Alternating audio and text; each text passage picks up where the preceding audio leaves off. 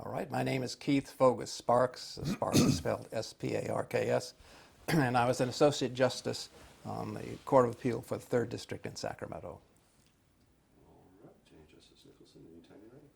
Okay. My name is George Nicholson. I serve on the 3rd Appellate District of the Court of Appeal. I'm privileged to be here today in the Placer County home of Keith and Mary Sparks. Keith is a former 3rd Appellate District Associate Justice. He was the 28th Justice named to our court.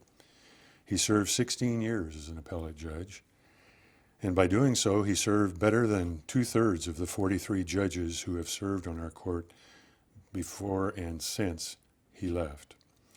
Before his 1997 retirement, I was privileged to serve with Keith for almost 7 years. The Judicial Council's Appellate Legacy Committee has been assigned the task of memorializing the lives and times of all of our state's former appellate justices.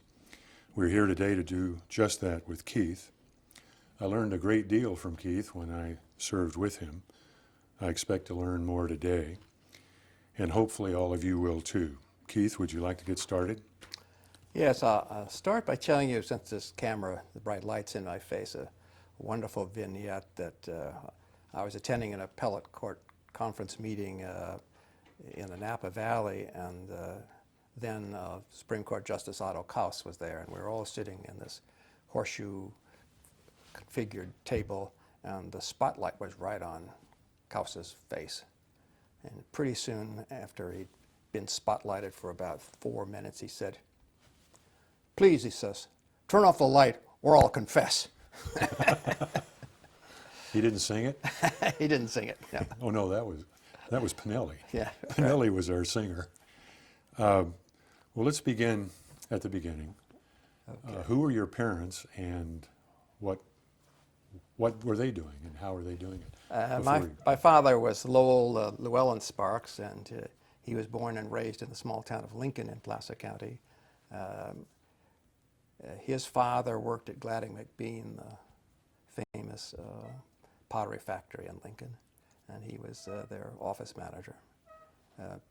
My father went to Lincoln High School and then went to the University of California at Berkeley, and then later he went to Bolt Hall at Cal as well. And my mother's father was a railroad engineer, and his name was Charles Fogus, hence my middle name of Fogus. And she grew up in Roseville, and she was a school teacher and met my father when he was a lawyer. At one point in his life, he was a city attorney for the city of Roseville, and then later he became the district attorney of Placer County. There's a wonderful story I can tell you about his race. He was running for the district attorney of Placer County, and he had an opponent also from Roseville who astonishingly had the name of L. DeWitt Spark without the S. So it was Sparks versus Spark. And there was a huge concern about there'd be confusion about who was who. So he ordered a number of matches to be passed out everywhere. And of course, the district attorney's office is non-partisan office. So the boxes and boxes and boxes of these matches came printed from the printer in San Francisco. And it had Sparks, and the last S was hugely elevated and prominent. But the only problem was that they had mistakenly put a banner that said Democratic. First of all, my father was a Republican, and secondly, this was a nonpartisan election. So he immediately called the printer, and they confessed their error and said, "Well, you just keep them, and we won't charge you." So they were in the basement of my house growing up, boxes and boxes of these matches. And when we got to be the smoking age, we would take these and pass them out to everybody we could think of. And people would say, I didn't realize your father was a Democrat. But anyway, I still have copies of these little matches that we had all these years. That's really interesting. You were born in March of 1933. Where does that fit in to the career you've just begun to outline of your father? Well, my father was district attorney of Placer County when I was born in Sacramento, and we lived in Lincoln for about 2 years of my life, and then we moved to Auburn, the Placer County seat, of course, where he worked. So he was district attorney during the war, and you probably recall that Placer County had a huge population of Japanese American citizens. Some were born in Japan, and some, of course, their children were born here. There was great concern early in the war that there'd be some possible sabotage, and so occasionally the police, sheriff's deputies, raided some homes, and they never found evidence of any evidence at all of any espionage. Some older Japanese had radios, but they were just simply monitoring it to listen to it. They were not broadcasting anything, and they were, as the record shows, completely loyal citizens. But unfortunately, they all got rounded up, as you recall, and were taken away to camps outside of California. They quickly had to dispose of their farms and their ranches and leave. It's really kind of a stain on our history. But it happened. Japanese children who were in my class in grammar school were suddenly gone and didn't come back for several years. So. Did any significant proportion of those people, were they unable to return here, or was Yes. that the end of them? No. Many returned. I would guess probably most returned. Were they more or less welcomed back by the community when it was all over? For the most part, they were, I think, by enlightened people. You recall, though, that all of the moving pictures during the war portrayed the Japanese soldiers as being atrocious and vicious and stabbing children with bayonets and the like. And so there's some residual effect of that kind of thing.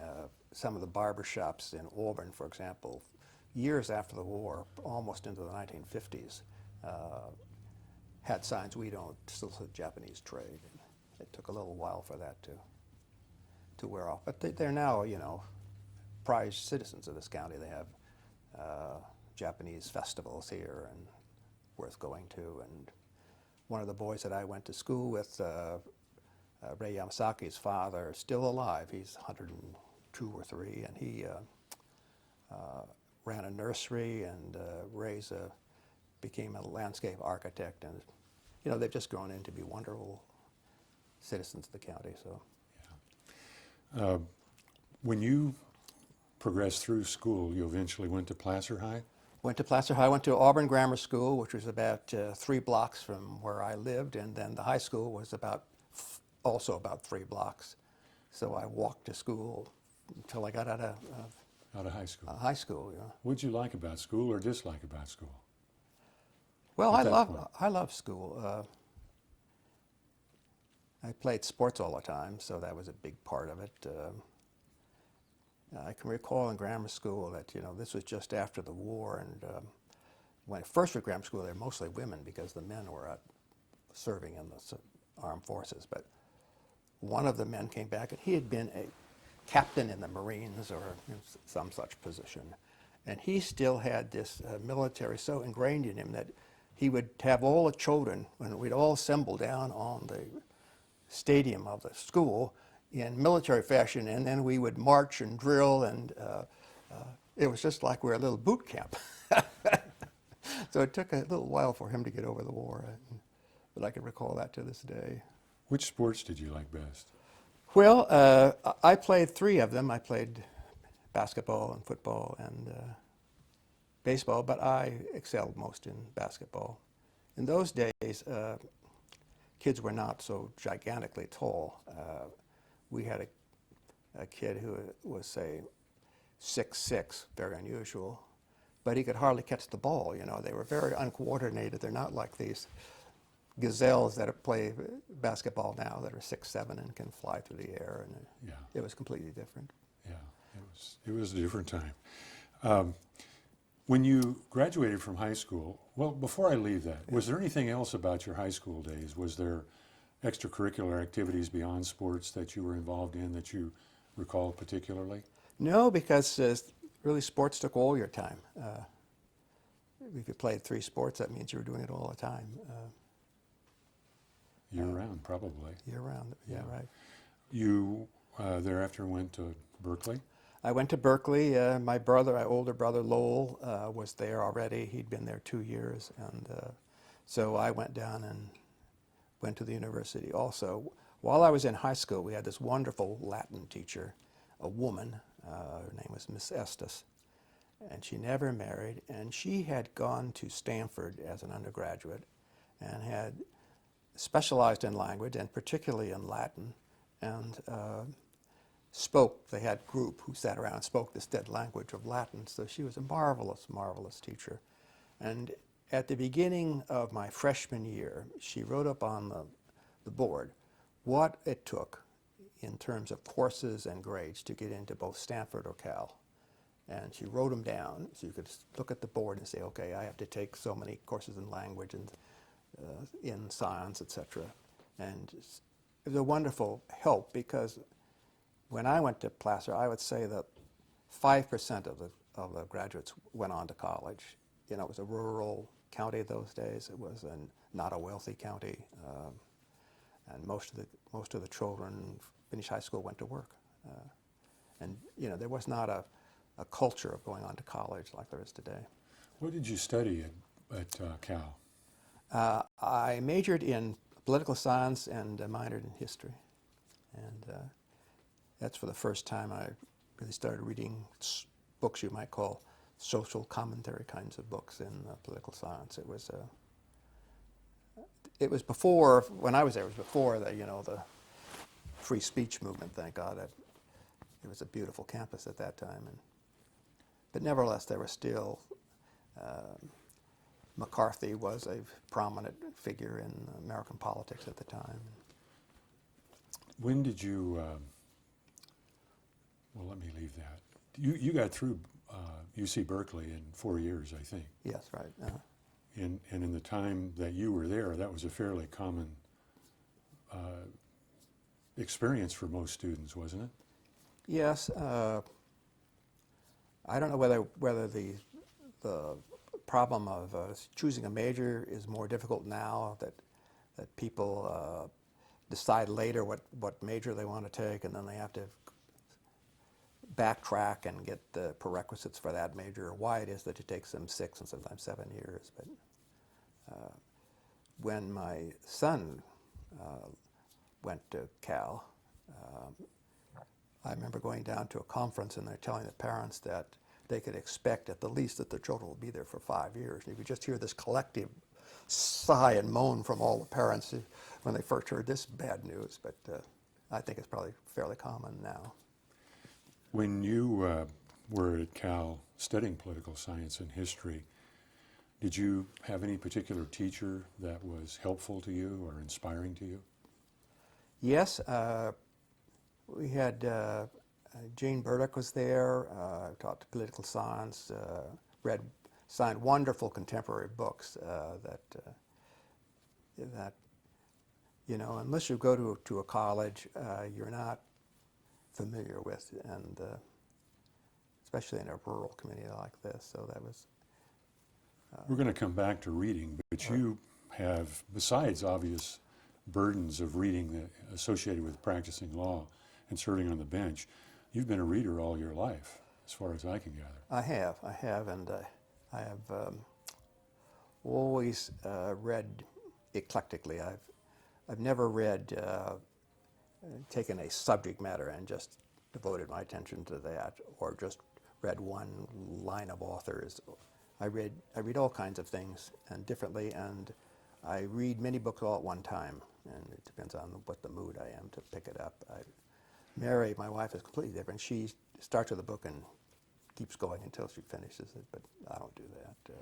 Well, I'm getting ahead of ourselves here, but when you served on our court, you commuted from up here to the 3rd Appellate District downtown. I did. You even read while you drove, didn't you? No, I listened to books on tape, and it was a wonderful way of doing it. I thought that I even listened, for example, to Tolstoy's War and Peace, and I thought, well, I'd never be able to keep all the characters in my head, because I don't know, it took several months to finish listening to all the tapes, but you could actually, it's amazing that you could remember the characters and the reading. I remember listening to the Iliad read by a man of Greek background, and he could rattle off all the names of the sons and daughters in this booming, deep voice, and it was just marvelous just to listen to his voice. They're all wonderful readers.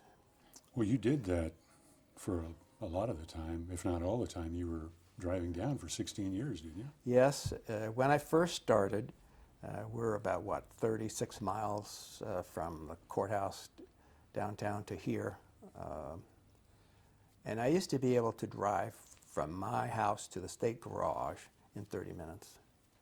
And then as time went on, the commuting traffic began to become ever and ever more dense, and then, pretty soon, if you went at the bad time, it took you often an hour and a half to get down there. If you went at a different hour, it was much better, but earlier or later. But if you got in the middle of the crux of the traffic, and now it's probably even worse. I don't drive it regularly, but whether it was 30 minutes or an hour and a half, you got your quote-unquote reading in. yeah, right. Well, after you graduated from UC Berkeley, you stayed in Berkeley. You went to Bolt. No, No? in those days, you were subject to the draft, and all my friends at the university and the fraternity I was in, all got drafted, were sent down to Fort Ord and went into the finance department because they were college graduates, and had a wonderful 2-year tour in the Monterey Bay area, and I thought, that's terrific.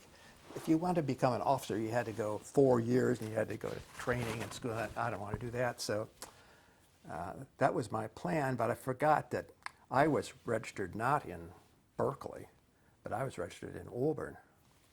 So I was drafted out of the Auburn draft board, and they treated you differently. So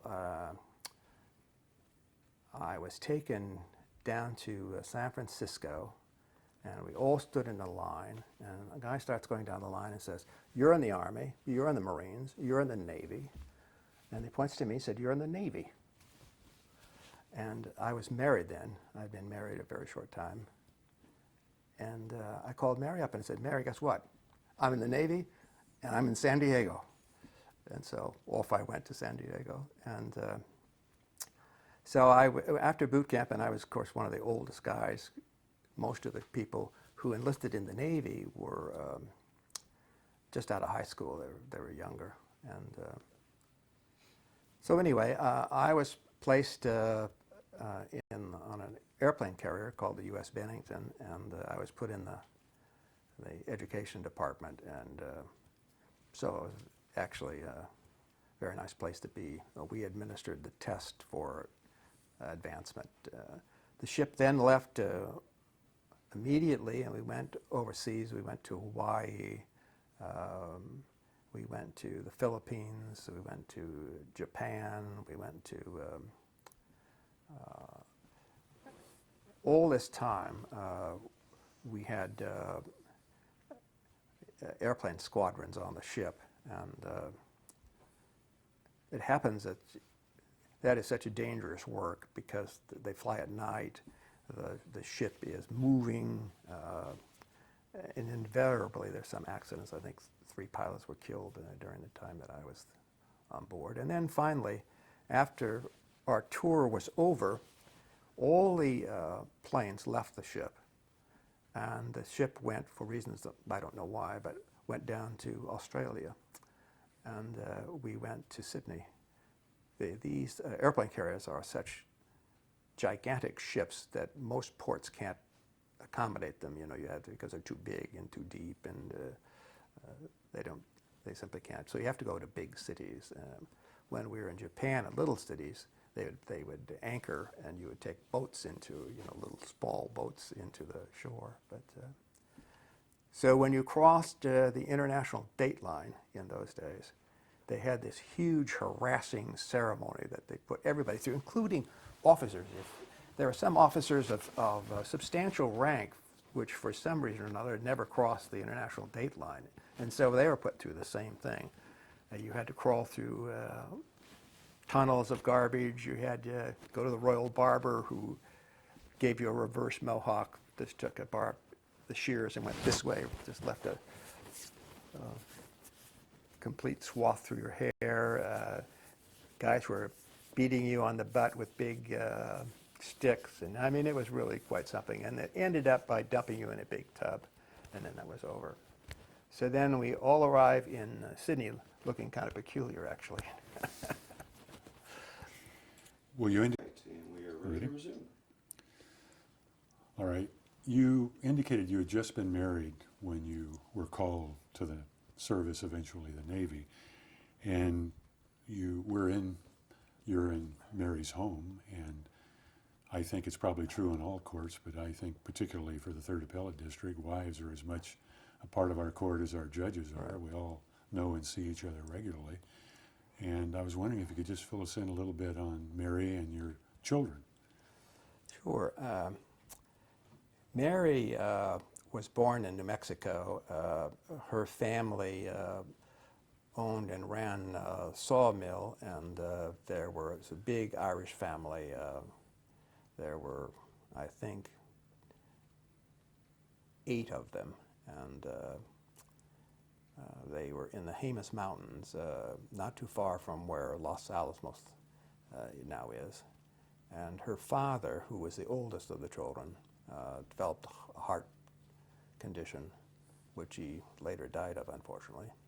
So they, they moved all of them, the whole family, to Forest Hill and bought a lumber mill there. And it was called Hughes Brothers Lumber Company. And so Mary came with her family. She has an older brother and a sister. And then when it came time for them to go to high school, her father bought a home in Auburn, and then he commuted to work to Forest Hill, and she was 1 year behind me, so that's when I met her, when she was a freshman in high school and I was a sophomore. So then she went on, finished high school. She went to 2 years at Stevens College in Missouri with her sister, and then she came back and finished at Cal, to Berkeley. And then we got married in 1956, in January of 1956, and I think I was one of the service in March of 1956.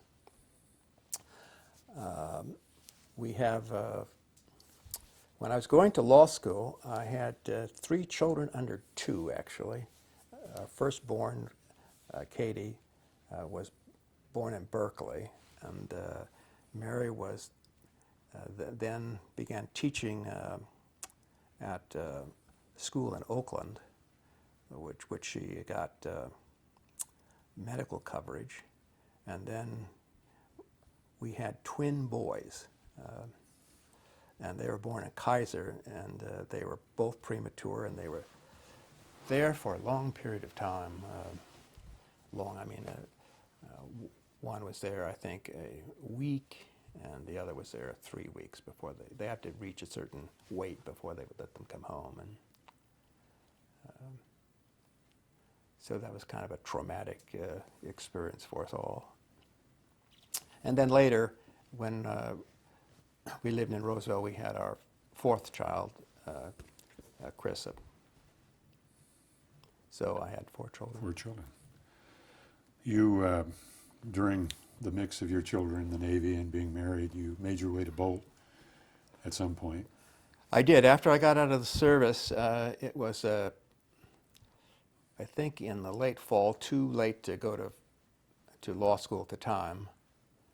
So I worked for Shell Oil in Sacramento in their finance department for about 9 months, and then I left, and we moved to Berkeley and started law school. In those days, I suppose it's still true, you had to have courses in accounting, which I'd never taken in college. So in that summer, all I had to do was take 1 course, which is in accounting. So it's a wonderful way to start, you know. take just one class, and that's all you had to do. You made your way over there, but I'm curious about whether, two things, whether the shell job was your quote-unquote first real job, and secondly, what caused you to decide to go to law school? Well, there are a couple answers to that. Talking about jobs, when I was a boy growing up here, Placer County was a big fruit county. It had major packing sheds that shipped fruit all over the United States, and I worked in the fruit shed all throughout high school at the fruit shed in Newcastle, and farmers would bring their fruit, that they would be packed in boxes, and those boxes would then be brought to the fruit shed, and we would then unload them from the trucks and then put them in railroad cars, and then load all the railroad cars up with fruit and ship them out. That's what I did every summer. And then when I was older in college, I worked at Gladding McBean in Lincoln in their fitting shed, where they would cut pieces of terracotta for specialty purposes, and they had to be wrapped and also loaded. So those were my jobs while I was growing up. And what persuaded you, I realize your father was in the law, but what specifically persuaded you to decide to go to Bolt, where he too had gone? Well, I applied for both Stanford and Bolt, and I could have gone to either one, but Bolt was less expensive, and so I think that's why I chose it. And I knew Berkeley, and I liked it. And I had some. I went to law school after I gave it a lot of thought, because I didn't want to go to law school just because my father was a lawyer. I mean, I wanted to make sure it was what I wanted to do and not just following his footsteps. But once you're trained in political science, law is a natural adjunct to that. I mean, it's just a field that has great affinity. When I asked you earlier about whether you had other extracurricular activities in high school, you didn't mention the employment. If you stop for a second and reflect on the blackboard, your teacher wrote what you needed to do to go to Berkeley. Right. And the Latin classes you were taking, which by anybody's standards is a tough class, playing 3 sports, and working in the packing plants.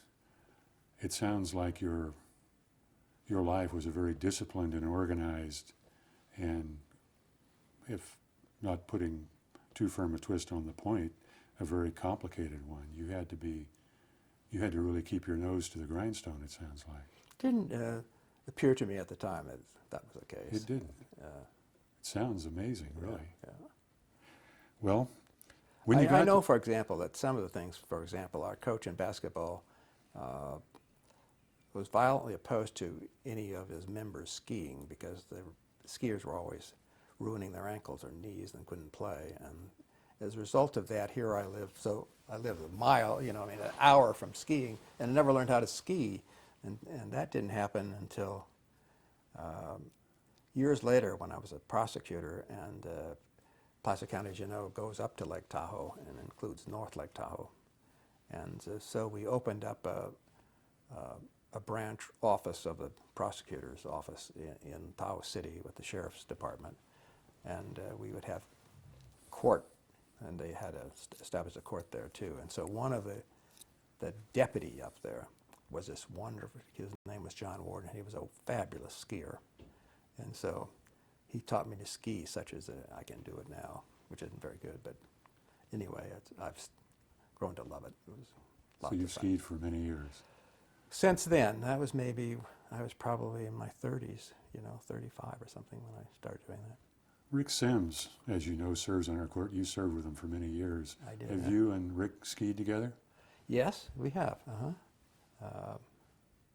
I first met Rick when he was being considered for this job, and he was, he was a partner in a San Francisco law firm, and he did have some connection with Placer County. His family had a summer house at Dutch Flat, and but he was trying to make acquaintance. So he arranged a meeting with myself and Judge Ronald Cameron, and that's the first time I've met Rick. And I thought, well, this is a San Francisco lawyer from a large law firm. He'll come in wearing a nice suit and tie and everything. Here came Rick, typically dressed as he is. He had hiking shoes on and some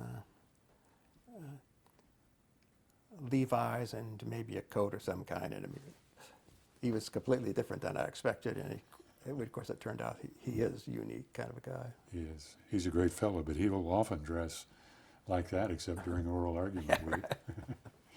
Well, when you were in law school, you apparently were equally successful there. You were Order of the Coif and Law Review. What were... Well, I must tell you that when I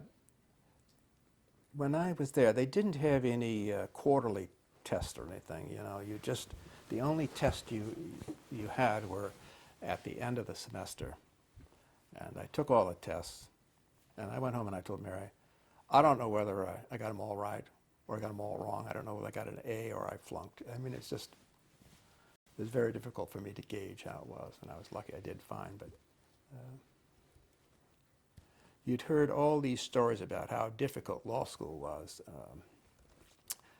I can recall that the first day I was at law school, and Prosser was the dean of the law school at the time, and so his introduction to the new class went something like this. He says, look to the right, look to the right person sitting to your right, look to the left, you look to your left. And so I said, one of the persons you've just looked at won't be here next semester.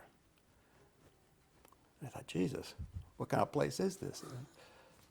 And then some years later, one of Mary's cousins went back to MIT, and the first day was school, a similar introduction, and the dean told him to look to the fellow sitting to his right and look to the fellow sitting to his left. And he said, well, he said, in 20 years from now, the person you just looked at will be in Who's Who in America. So it was quite a different introduction, I think. A different introduction. Was there a particular teacher? Did you have Prosser, for example? I had Prosser for torts, who was wonderful.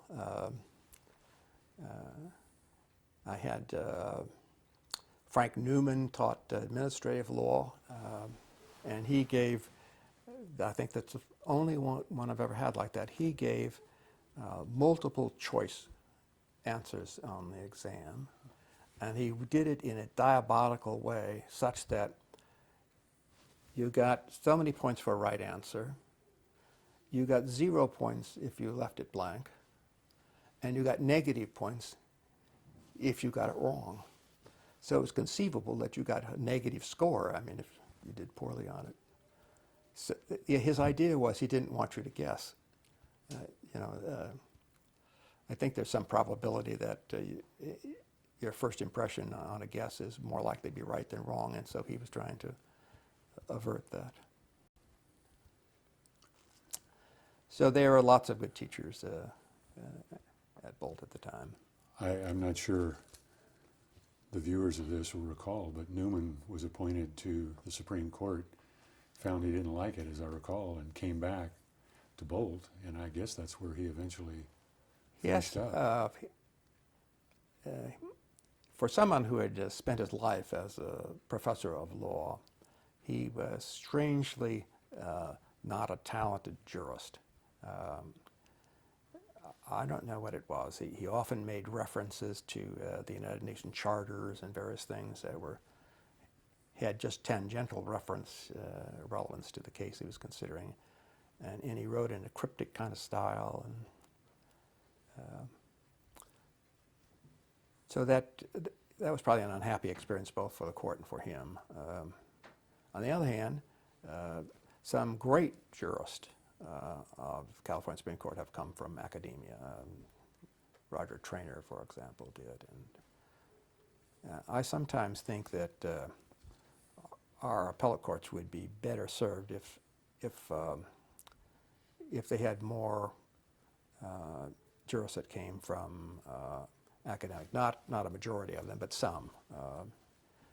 I think that gives it strength, that gives them academic strength. rather than just having everyone from the trial court. Do you, as a young, I think the answer to this is going to be no, but I'll ask it anyway. Did you have any hobbies as a young man, and other than reading? And have you developed any since then? Well, one of the things we used to do is that, and that was, we had this pool table at my house, and that came about because there was a pool hall in Auburn, and it had a fire. And so they were going to replace all the old pool tables. And so my father found out about it, and he went up and asked how much it would cost to get this pool table. And the guy said, it will cost you $10, but you have to move it. And these were slate pool tables, enormously heavy. But anyway, he got some men, and they brought it down to my house, our house. And so we had the pool table, the pool balls, and the cues. And the only thing that was wrong is that the cushions, of course, over time were just dead.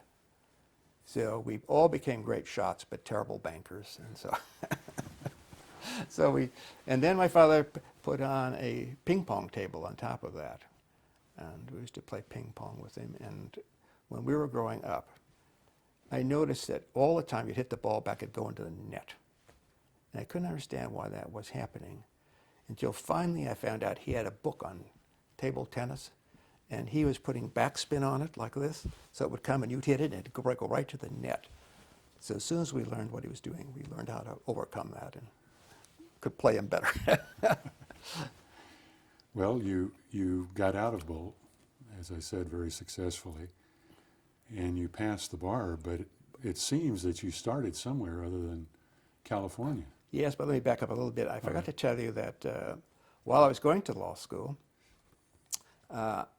we came up in the summer, and I went through a summer intern program with the Attorney General's office, and worked at the Attorney General's office in Sacramento for that summer. And that was a really wonderful experience.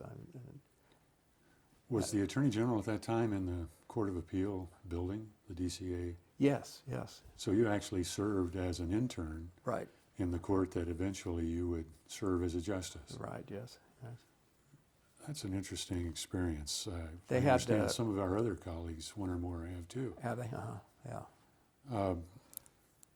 Do you have anything you want to add to that, or shall we move to out of state?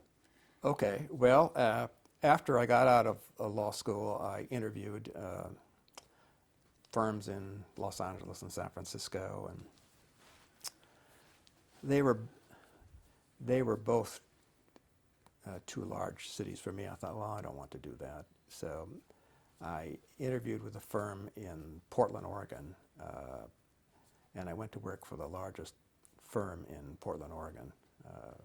And we moved up there, and they were wonderful people, and they had great clients. But you were, as an associate for a large firm like that, you were just put in small rooms, and you never saw any clients, and you just did legal. And I thought, I don't think I want to spend my life doing this. And so, and I hadn't taken the California bar because the Oregon bar was given at the same time.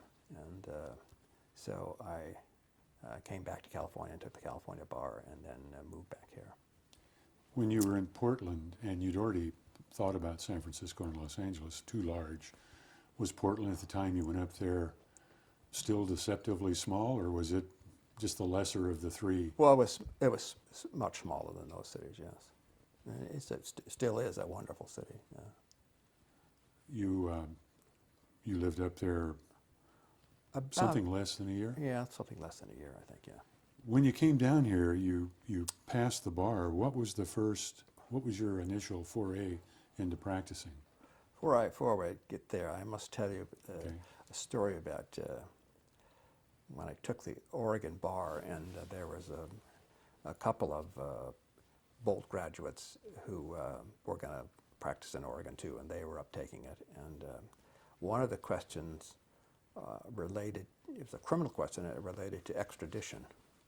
I knew nothing about extradition, and of course had never having studied it in law school, and of course my other friend knew nothing either. And I thought, well, you know, I can't reveal my ignorance on this test. So I just said, well, the law's well settled, and I just made up what I thought might be the law. My other friend, he took the approach and he said, he wrote down, I don't know anything about extradition, but it seemed to me that the state would argue this and that the defendant would argue that. And we both passed, so I don't know which approach was best. But That's good. Well, did you come down then and begin practice after you took the bar here? yes, I went to work with a lawyer in Roseville, and he was the city attorney of Roseville. That was not then a full-time job, so I got to do some municipal work, which I found fascinating and still do to this day. But you didn't get any trial work, and so a good friend of mine in the district attorney's office, I had done some criminal cases, was the chief deputy district attorney, and he retired, and so I was appointed in his place, and so I went and became a prosecutor up in Auburn as a chief deputy in Placer County. And So you went into the office as chief deputy? yeah, I did. And I was there for nearly 10 years, almost 10 years as a prosecutor. Well, go back just for a moment. When you were in private practice, the fellow that was your partner was also the city attorney? Yes, And his or her name was what? Robert Boone. And how many years did you do both civil or private practice and city attorney work?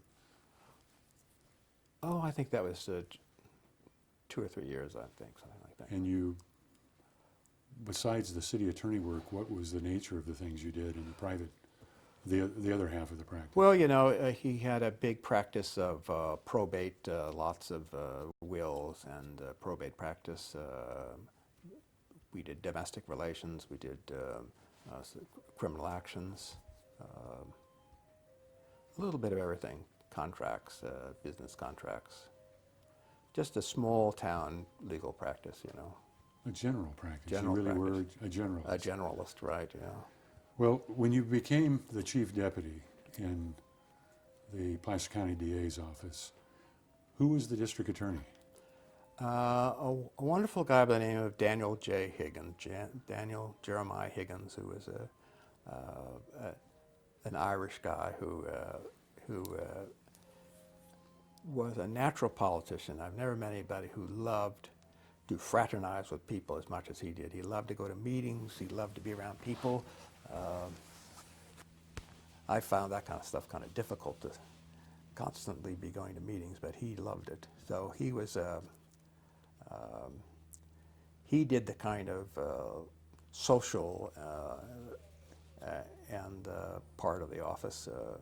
Also, the office was the public guardian as well, and so there's lots of probate work that the office did, and I didn't have anything to do with that. I just ran the criminal part. Criminal division. Yeah. Was the city attorney, the district attorney in Placer also effectively the county counsel at that time, or had they already separated? No, they'd already separated, yeah. Were you a manager or a prosecutor, trial lawyer, or both? Both in those days. I had the great luck to go down to the National District Attorney's College in Houston, Texas, and that's when I discovered that the Los Angeles County District Attorney, you probably know him, Evel Younger. You remember Evel? Mm-hmm. Well, he, for I guess the size of their office, in effect, they became like the Attorney General of the state.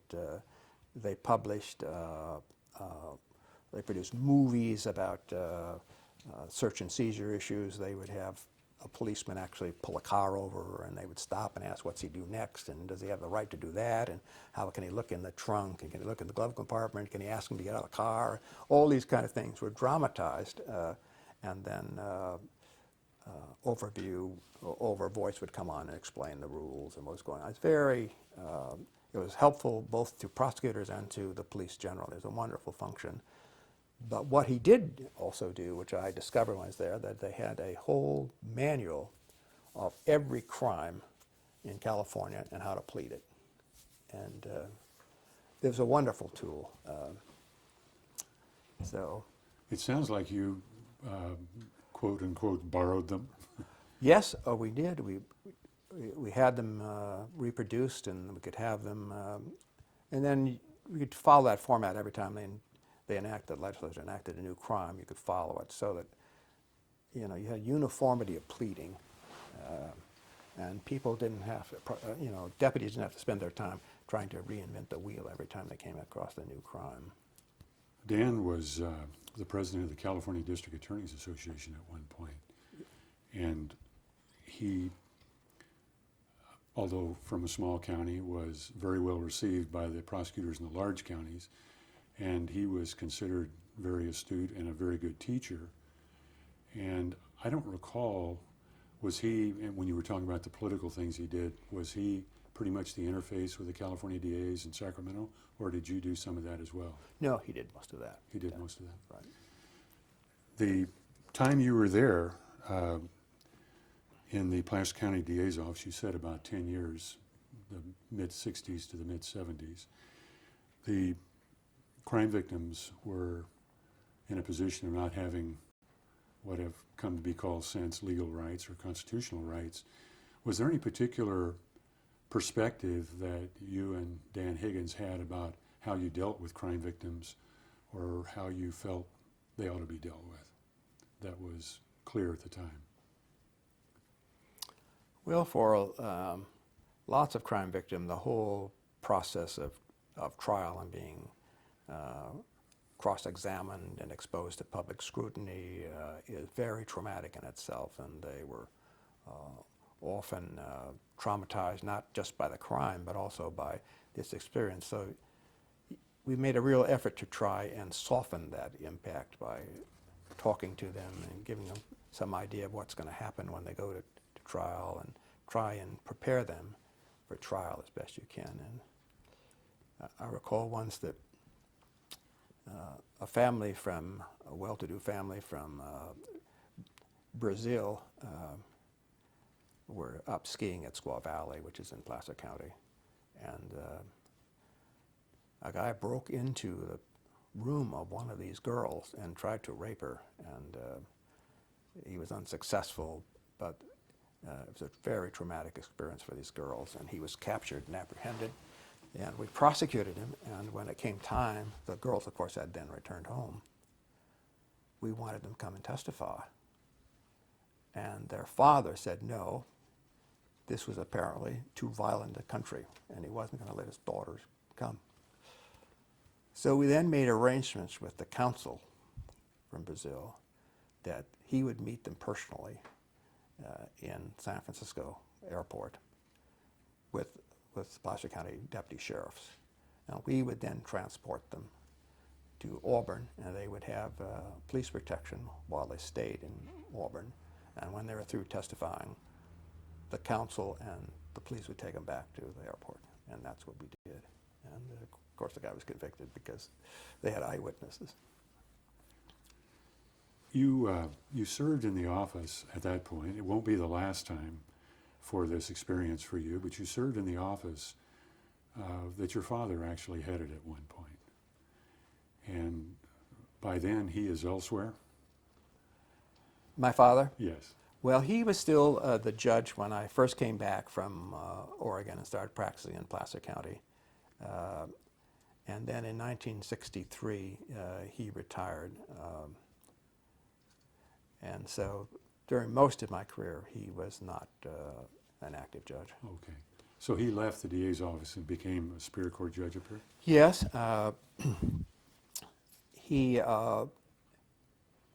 ran, this was just after the war began, I think maybe in 1942. He ran for office. He was elected. But then the incumbent died. And so Earl Warren, who was then the governor, and who had been, of course, as you know, an attorney general himself, and my father knew him through the District Attorneys Association, appointed my father as judge for that interim period. So he was both appointed and elected. How long did he serve on the bench? Well, he served from then till 1963, so it was 42 to 63, I think, yeah.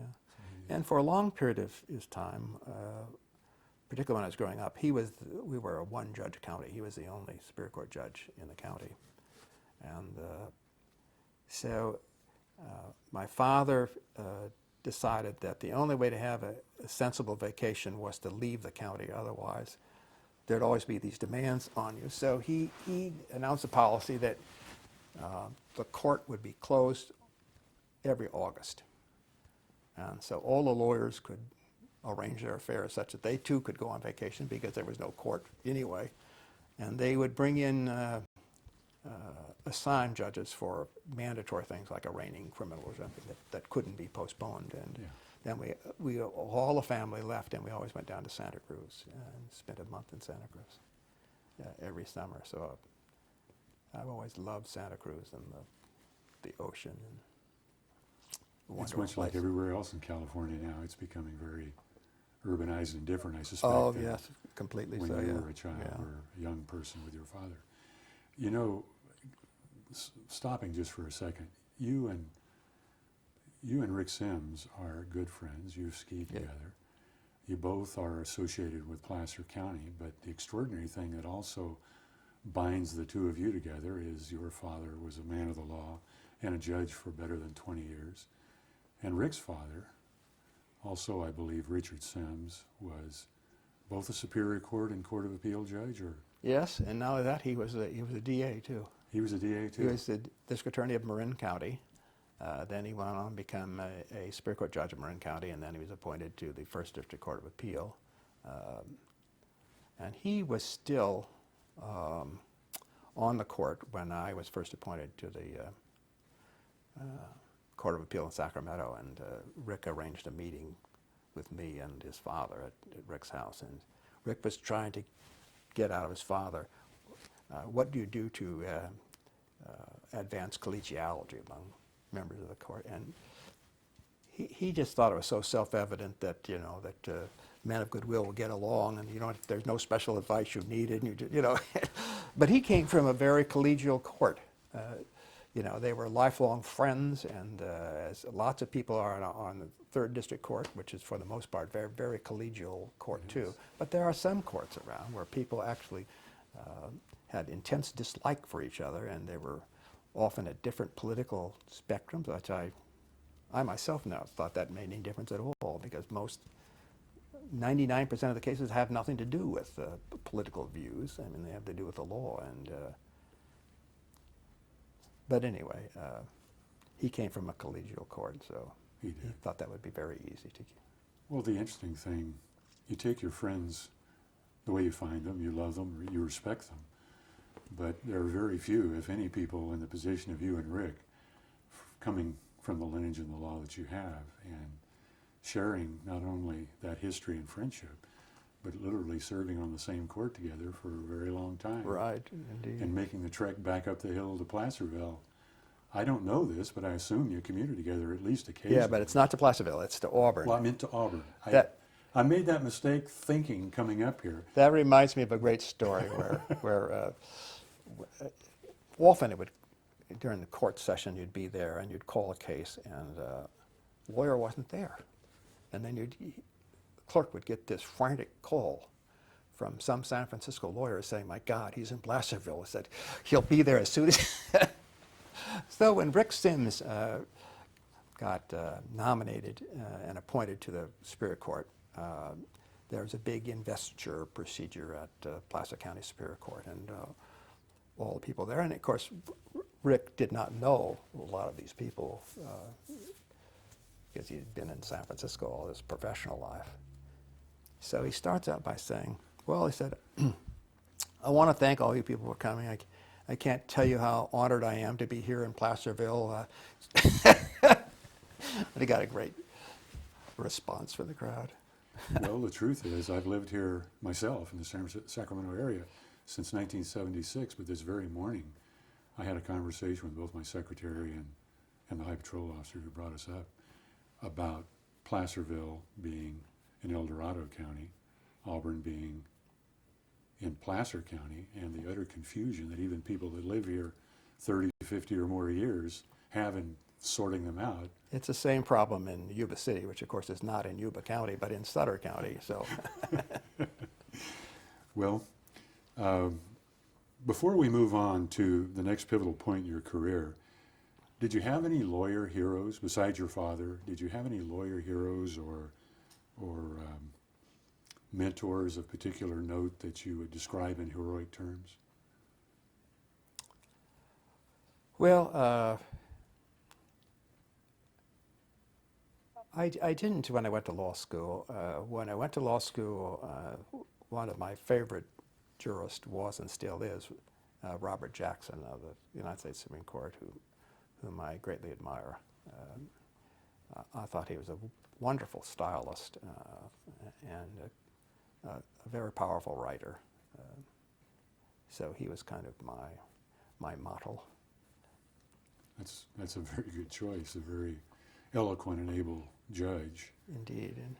And you know, during his career, while he was a member of the United States Supreme Court, he went over and became the chief prosecutor in the Nuremberg trials. Very unusual role for a jurist to play, but those were different times. Different times. Do you have you ever thought about what are the qualities that make for an excellent lawyer? And you've gone through private practice, municipal practice, county practice. You've witnessed everything conceivable as a trial judge and appellate judge. What is it that sticks in your mind most notably as the qualities needed to be a good lawyer? Well, I think that different types of law require different kinds of lawyers. I think trial lawyers are a different breed than, say, a corporate attorney lawyer would be. One is some phases of the law, like appellate work, are completely related to legal issues and legal thought process, and trial work is related to people and an ability to convey ideas to all kinds of people, not just lawyers, but I mean the average people. So they take different kind of skill sets, I think. And then when you get to like the appellate level, then you add another complexity, and that is the ability to write, because it's surprising that although some people can think clearly enough, they can't write clearly. And so they come to the right decision, but they have a hard time expressing themselves, which is why some governors, in my mistake, or presidents, make mistakes when they appoint people simply because they like their judicial philosophy, their bottom line, as it were, take on various legal issues, and they appoint them, but if they have no skill in writing, they have no way of getting anybody to join them, and they just become a lone jurist. Do you think there's anything, up until recently, most legislatures were full of lawyers. That's substantially changed throughout the country, particularly in California. Very few lawyers are left in the Senate and the Assembly, but throughout our history, our state and our country's history, lawyers have often been leaders. What do you think the peculiar qualities are that create within the body of lawyers either the incentive or the opportunity to exert leadership and assume policy decision-making authority? Well, the American system is a rule-driven, law-driven system. It's often said that we live under a rule of law, and therefore it means that those who are skilled in dealing with the law are likely to be in positions of forming policy or advising people who do actually form the policy. So they play a much more prominent role than, say, lawyers would in other societies.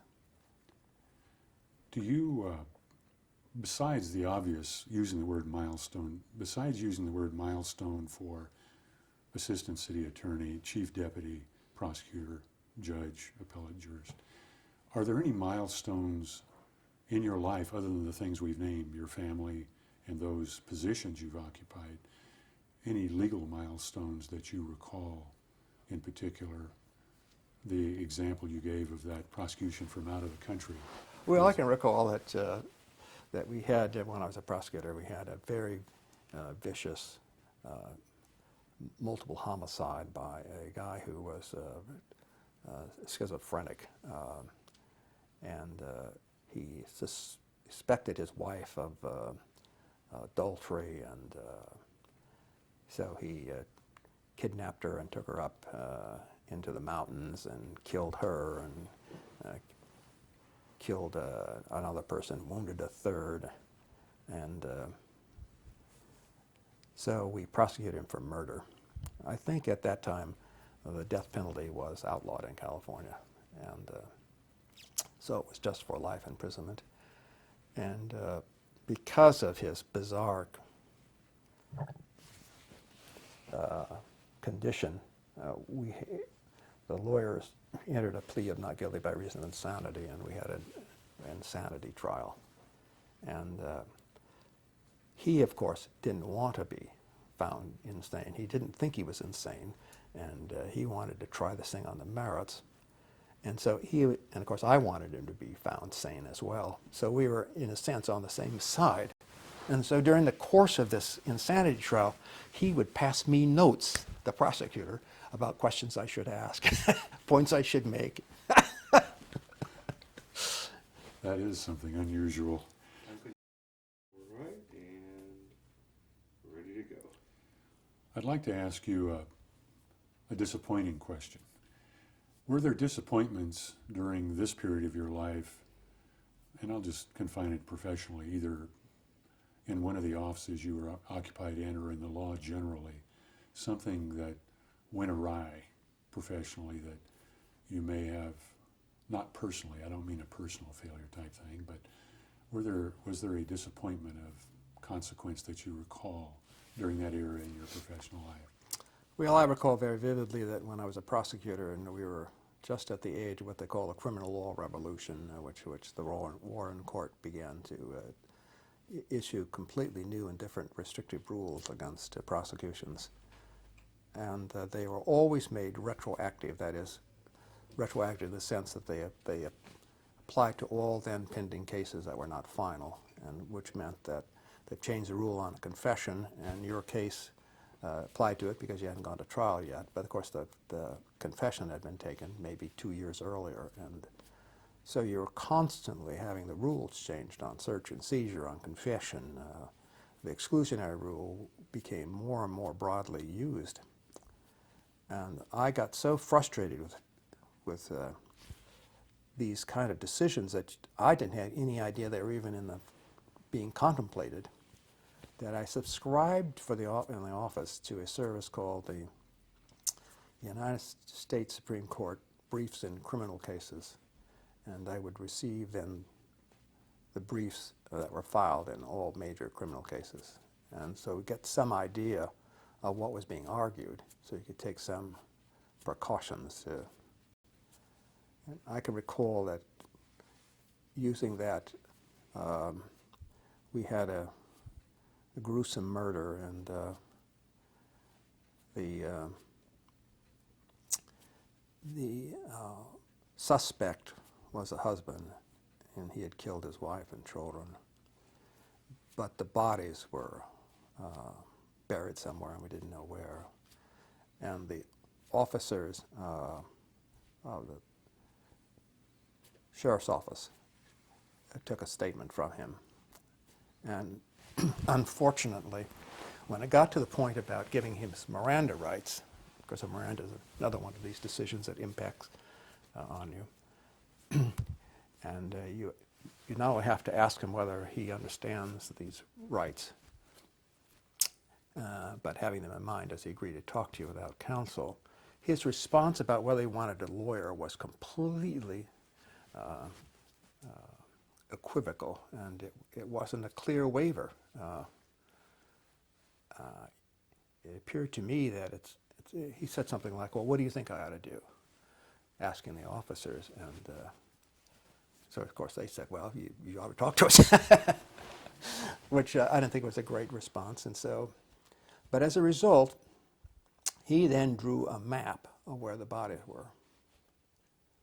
And then at that point, the sheriff's deputy came to talk to me and told me all about this. And I said, oh my God, I said, don't use that map. I told him to take the map, put it in an envelope, date it, seal it, and put it in a safe. And then I said, you're going to have to go out and search for those bodies as if you don't know where they are. So that we can argue inevitable discovery, that is. We would have discovered it without this map in any event, because we'd have to search for the bodies. And so they did. They went out and they take big spikes and poke it in the ground. And if you get close to a deteriorating body, it emits foul odor, of course. And by poking around the fields near his house, they found bodies and excavated it. And he pled guilty. And we actually didn't have the legal question about whether the body was properly discovered or not, but that was an effort we made to make sure that the evidence would be admissible. I thought then, I think now, that the exclusionary rule ought to have some balancing aspect to it, like it does in Canada, that you have to weigh the intensity of the intrusion against the gravity of what it is you're searching for. So if you kick a door down for a marijuana cigarette, obviously you keep it out. On the other hand, if you make a minor error in advising someone of their rights, for example, and it involves kidnapped and killed, tortured people, you ought to lean on admitting the evidence. So it shouldn't be just constable makes an error and the case gets kicked out. I mean, that's too harsh a rule, I think. Keith, listening to you, you know, and I'm saying this only in response to what you just said, which I did not know was going to come up.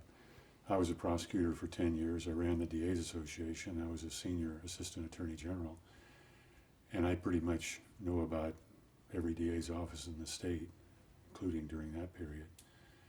I don't recall any prosecutor of large or small cities subscribing to that brief bank to which you subscribed or anticipated the way you did. And the only reason I interject this is I'm not sure that future scholars that look at this DVD of your interview would have the perspective to realize the extraordinary nature of that anticipation and that attempt to be professional, not only of preparing yourself, but then taking the extraordinary step of securing and sequestering the evidence. That's an amazing thing for a prosecutor to do, because your tendency is the same as the peace officers. You want to get a killer off the streets. Well, you were asking me about embarrassing moments. I did have one when I was still in the prosecutor's office, and we were, I think, at an arraignment, and a defense lawyer who practiced criminal law raised a new issue and referred to it by case name, and I'd never heard of the case. And he said, well, how could that be? He says, you're a prosecutor. You know, that's your full-time job. How could you not know this? It's in the advance sheets. So I went back to look at the advance sheets, and that advance sheet wasn't in the library. Now, where was it? It was in Dan Higgins' office, the district attorney, who liked to take the advance sheets and read them, and then he would take them home, and he would...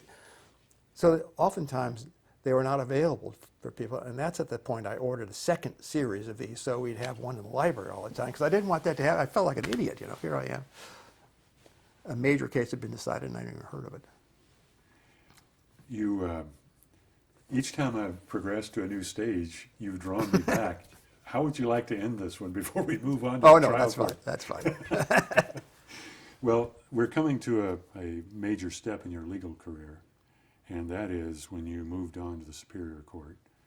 And if I have it right, Governor Jerry Brown appointed you to succeed a judge here in your county in February of 1977.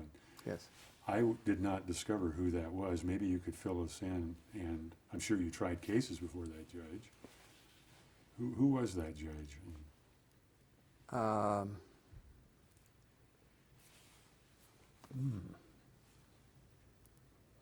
I think it was Leland J. Prope, who was, he had been a judge with my father when they made it Placer County two-judge court, and he was a judge who most trial lawyers like to try in front of. He was a judge like Judge Munt of Sacramento County, of whom you've no doubt heard. Justice Pooley used to practice in front of him and told these wonderful stories, and occasionally I've had cases transferred down there and tried in front of him. But why they liked Judge Munt and why they liked Judge Prope is that they're utterly consistent. Some judges have tendencies, one, to be overly strict or slightly lenient, and it doesn't matter to a trial lawyer so much which way they are, as long as they're consistent. So you can anticipate what they're going to do. And if they're inconsistent, you never know whether they're going to rule this way or that way, or admit something or not admit it. And so if a judge is consistent in his judicial philosophy and the way he tries cases, that's the best possible world for a trial. And trial lawyer, and Judge Prope was a very consistent kind of judge. And even though these judges were relatively harsh sentencers if you got convicted, nevertheless, the defendant got a fair trial. So I mean, if it's a question of innocence, they would like to be tried in front of a strict judge like that, rather than some judge who lets some things in and doesn't let some things in, and you never know which way it's going to go. You were appointed, as I said, in February '77. Was there any particular process you had to go through, or did Governor Brown just call? How did that event occur? I can recall that you submitted applications, and you had to. It was, one of those kind of lengthy questionnaires that you had to fill out for a governor's application, and I had filled one of those out. And then I can recall that I was trying a major civil case up at Lake Tahoe involving some boundary disputes between two wealthy landowners up there who were going at it tooth and nail with San Francisco lawyers, a big, huge production. We were up in Lake Tahoe as part of that trial looking at the scene, and the governor called Placer County Superior Court. He wanted to set up an interview, talk to me. And the clerk said, "Well, I'm sorry, he's up at Lake Tahoe." Boy, that's the wrong thing to say. But anyway, I then subsequently had an interview with Governor Brown at the Capitol, and it was a very pleasant interview. And he appointed you. Then he appointed Did he me. call you later, or did you get something in the mail? How did you find out? He didn't personally call, but the legal affairs secretary called. I think Was it Tony Klein? it was Tony Klein. Yeah. Was it really? Yeah. That's another interesting Yeah. parallel, because Tony's still sitting Yeah, that's right. on the he first is. district. Right, right. That's remarkable. I worked with Tony too Did you? when Dan Higgins was the DA and I believe president of CDAA. We had to deal with Tony when he was the legal affairs secretary. We had to work bills with Tony. Okay. And when you couldn't get something done, you had to go to the governor. But Tony was a very effective legal affairs secretary, and he often acted, I guess, as practically a legislative affairs secretary. Now they're balkanized. There's the two positions. Did you ever have any contact with Tony after that until you overlapped on the Court of Appeal? No, I had some contact with him before I was invited to his house a couple of times, before I was appointed, but afterwards. Yeah, he lived a busy life, and I was up here in Placer County, so our paths didn't cross, actually. Yeah. Your father was retired by then. Yes, yes, he was. But he was still alive, and he attended the ceremony, I assume? He swore me in. He swore you in? Yeah, he did. Yeah. And I made many references to him during at that investiture speech, and there was a psychiatrist who testified in a lot of criminal cases, and he came up to me later and he said, well, he said, you know, it's a very healthy sign for men to publicly recognize their fathers. And he said that's a very healthy thing. I was kind of proud of that. Was your father alive when you were appointed to the Court of Appeal? Yes, he was, and he went down. He went down with us to San Francisco, where we had the procedure before the commission. Justice Puglia was there. George Dugmagian was on it, and I'm trying to think who the third was. It probably was right, because Byrd wasn't appointed till later in the year. She went on in '77. Could it have been Chief Justice? No, it was Byrd. That's was right. it Byrd by yeah, then? It was. Yeah, it was. She must have been appointed very early. Oh no, I've got the two confused. This is several years. This is 5 years later. Yeah, right. When you were appointed to the Court of Appeal, it would have been Byrd. Yeah. And she said to me, she said, well, she said, Keith, she said, I hope you're not going to be too conservative. Having been a prosecutor and she a public defender. When you were confirmed by the Commission on Judicial Appointments, including the three people you named, and later sworn in, did Byrd swear you in, or did your father swear you in again? No, I was sworn in later by Puglia. By Bob Puglia? Yeah. Did you say your father was down there? Usually at those events, the nominee who is just confirmed has something to say. Did you say something at that event? No, I don't think so. I've testified. I testified for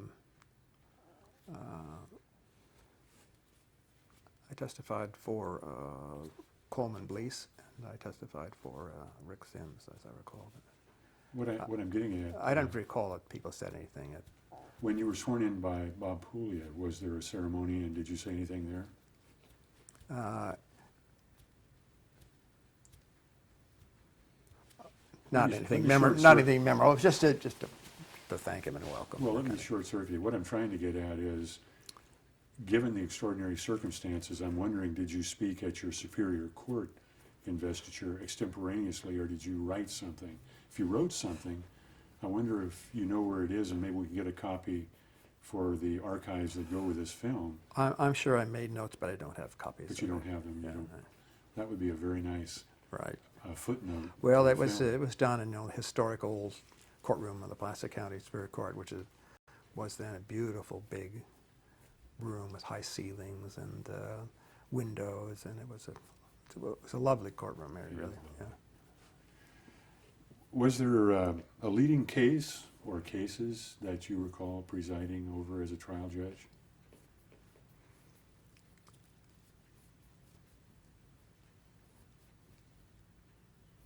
I'm trying to think of leading.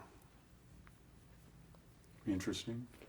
Lots of interesting cases. The Superior Court judge, I thought, was just an odd mixture, because some of the times you're doing the most mundane of things, dull routine, and other times you're dealing with people's lives and fortunes, and the stakes are extraordinarily high, and be dealing with a doctor being accused of malpractice, and or the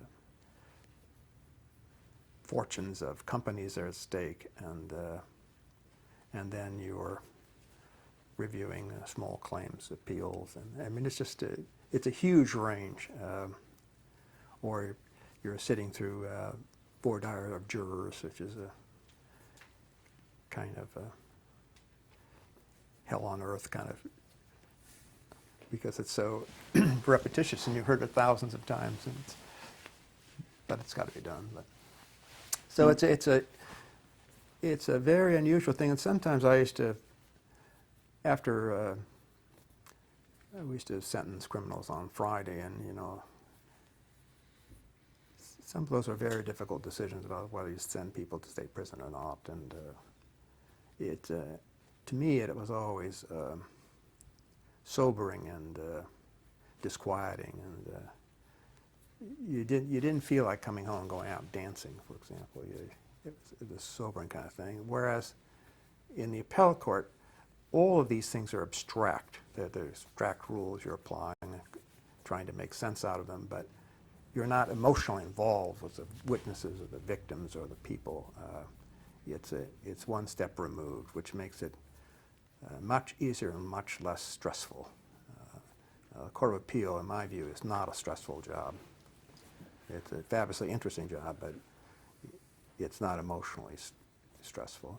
Even in cases in which the justices have strong feelings about them, I mean, it's not the same as you have to deal with victims and witnesses and juries and the like. You are a sliver, you're in a very small fraction of our profession. A person who has practiced law, private, municipal, county. You've been a trial judge, you've been an appellate judge, and the contrast between the solitariness of the trial judge and the decision making that judge has to do, and the collaborative, collegial triad that you deal with as an appellate judge obviously are significant. Anyone looking at that could say that, but in a very personal way, how do you view the differences between the solitary jurist and the collaborative jurist, the trial judge, the appellate judge? I think the more abrupt change is from a trial lawyer to a judge.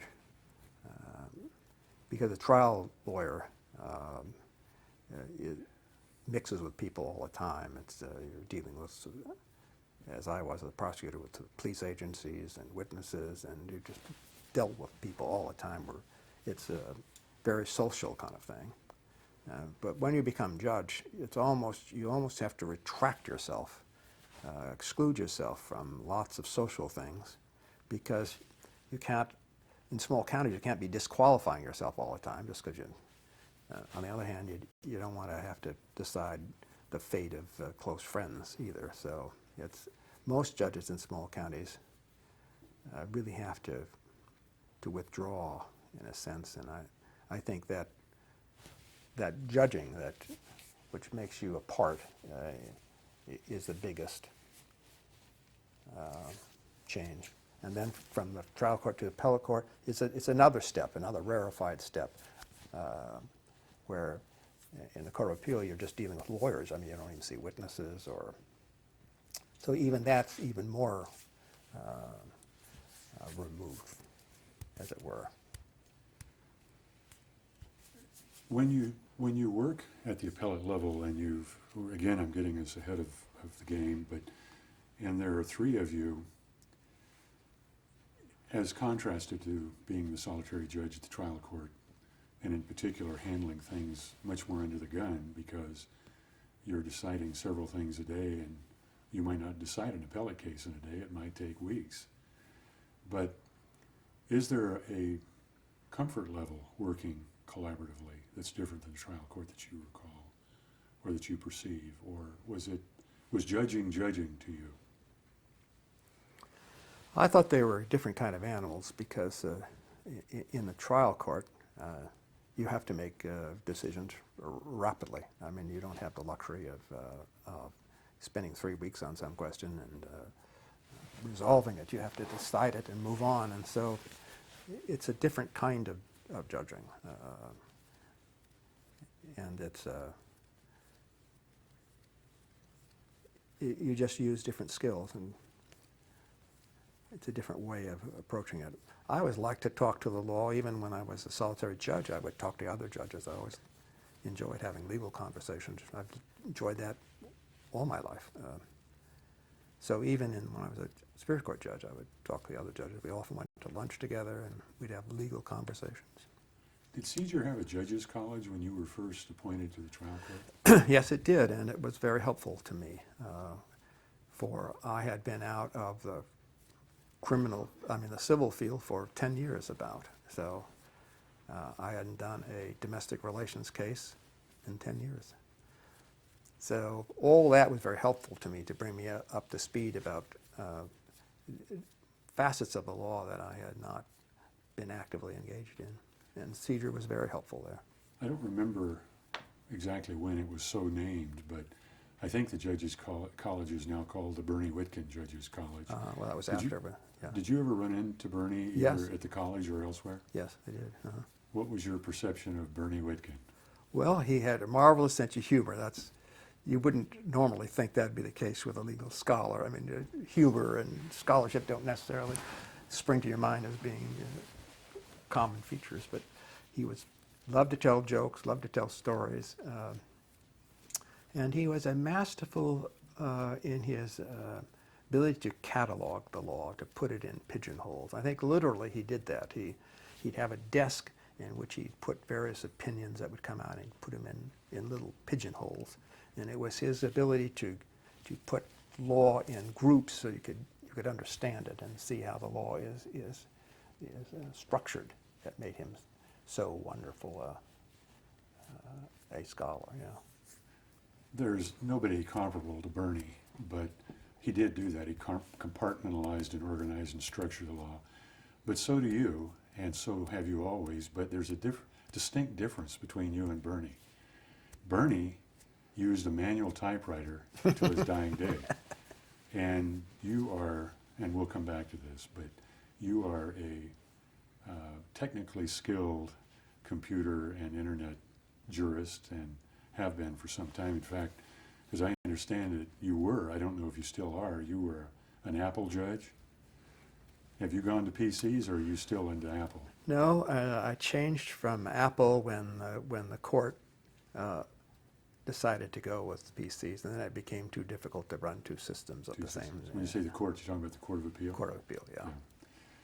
Well, again, at the risk of having you bring me back, Okay. we're going to transfer now to the Court of Appeal, unless there's something you want to wrap up the trial court with, or your judicial college experience, Bernie Whitkin.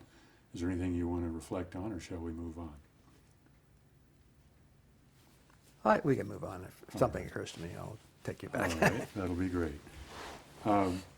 Jerry Brown, again, the man you had met and apparently hit it off well with, and surely he stayed abreast of your work or he wouldn't have contacted you again, either directly or indirectly. But a gentleman appointed at about the same time as Bob Puglia, the chief prosecutor in Sacramento, like you were, who went to the Superior Court and then became presiding judge of our court and remained there for 24 years. Paris, after 8 years, decided to retire. That created a vacancy. And somehow, on or about August 21st, 1981, you either got a call or a letter from Jerry Brown again. Mm-hmm. Do you recall how you got the word?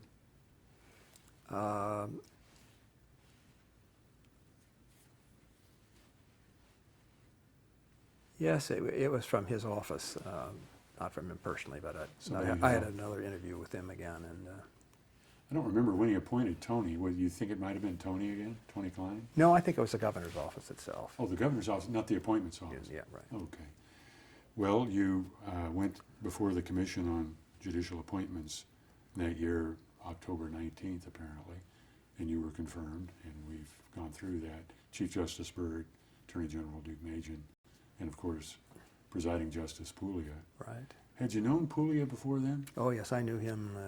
He was the chief deputy district attorney of Sacramento County when I was chief deputy district attorney in Placer County. And Because of your being contiguous counties, you probably had to occasionally work cases together? we did, or I met him frequently. And What did you think about Puglia? oh, I was a great admirer of his.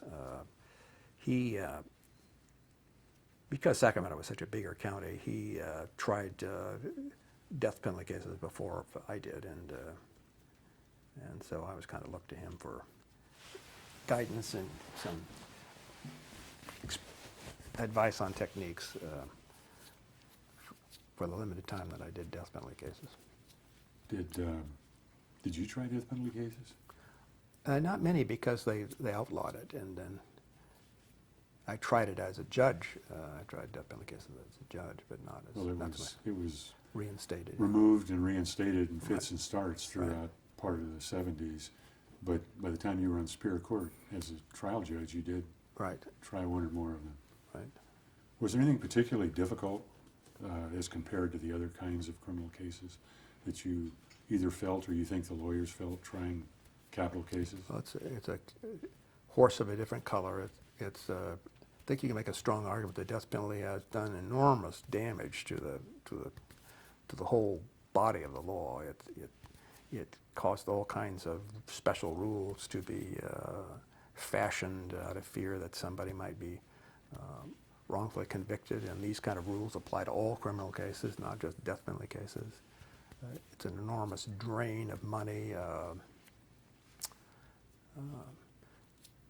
To just get a death penalty jury is an enormous undertaking, especially in small counties where at some points it's recommended that you interview each prospective juror separately.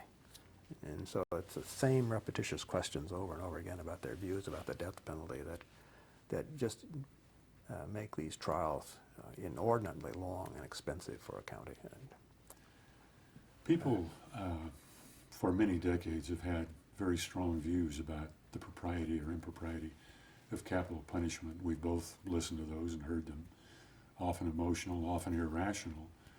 But listening to you just now, we've never talked about this before. I never had an idea at all of what you felt. But listening to you and knowing you the way I do, it seems to me this has to be, as a former chief prosecutor, a dispassionate conclusion and an experienced view that you've developed. I don't remember you ever taking an emotional position on this publicly at all. Is what you just outlined a function of the capital cases you tried and the scholarship you've devoted to the law generally?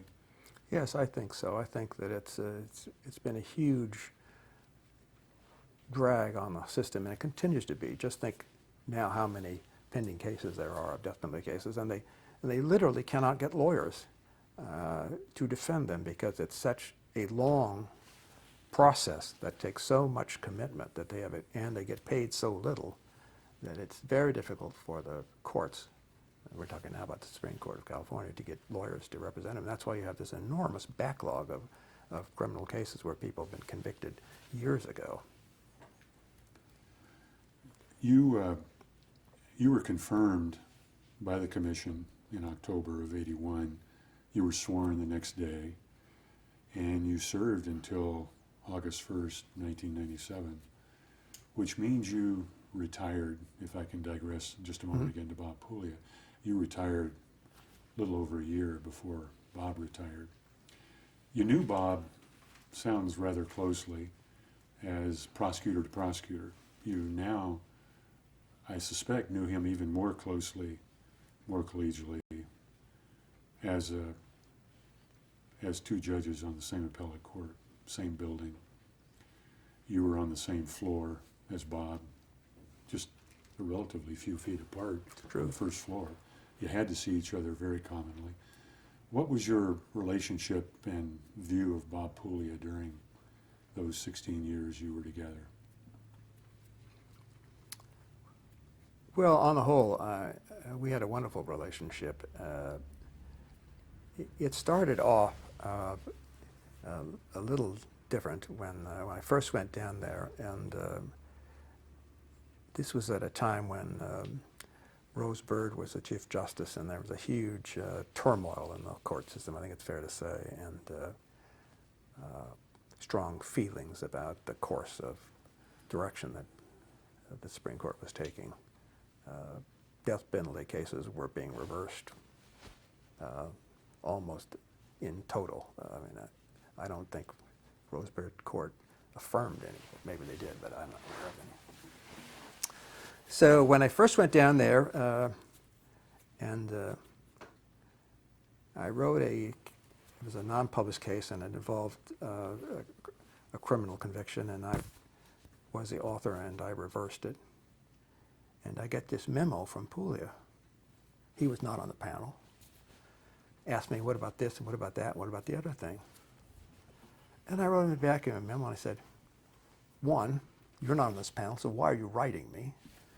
And so he stopped that and didn't send any more memos on cases he was not on with me, and we never had another problem. So, and I'm sure he meant it not that he wanted to intimidate me, but that he just wondered about these questions and how come. I mean, it would have been perfectly all right had he come up to me in chambers and said, listen, I saw this, what about this, what about that? But to put it in writing, I thought, when all these turmoils of the court was occurring was not a good idea. And it never happened again. Never happened again. But other than that, I mean, he was an ideal presiding justice in my view, because he took all the administrative responsibilities on his shoulder, dealt with all the problems about the budget and staffing and assignments and routine orders that took an enormous amount of his time. And you, the associate justice, didn't have to worry about any of those. And he never interfered with the assignments or suggested how you ought to decide a case if he wasn't on the panel. I mean, he just let you do your work. So he was, I think, just magnificent, BJ. Our court, really, you mentioned earlier about the collegiality, the comradeship that exists on our court. The court has really been blessed. You knew one presiding judge, I've only known two. Bob Puglia, you and I overlapped, and I got to work with him another year and a half. And then Justice Scotland took over. And they're different personalities, but they're very similar. They both bear all the burdens of management and administration, and they just let you be an associate judge dealing with the law and the normal give and take. Our court's very unusual in that regard. Yes, that's true. I think there are examples of where that's not true, where the presiding justice has a heavier hand than It's a very warm and collaborative court, and that's one of the reasons it's been so exciting, and why people are always asking about you and Hugh Evans and every other judge that left our court is retired. You went to the California Judges College when you were a trial judge, making your transition back from prosecutor to both civil and criminal law, probate and the like. Did you go to a siege or appellate court institute at the outset, or did it come later? Or did you go to any of those at all? For appellate court judges? Yes. But those are not as helpful, principally because as an appellate court judge, this is the kind of work you do every day. And whereas as a trial judge, you come in with different experience background.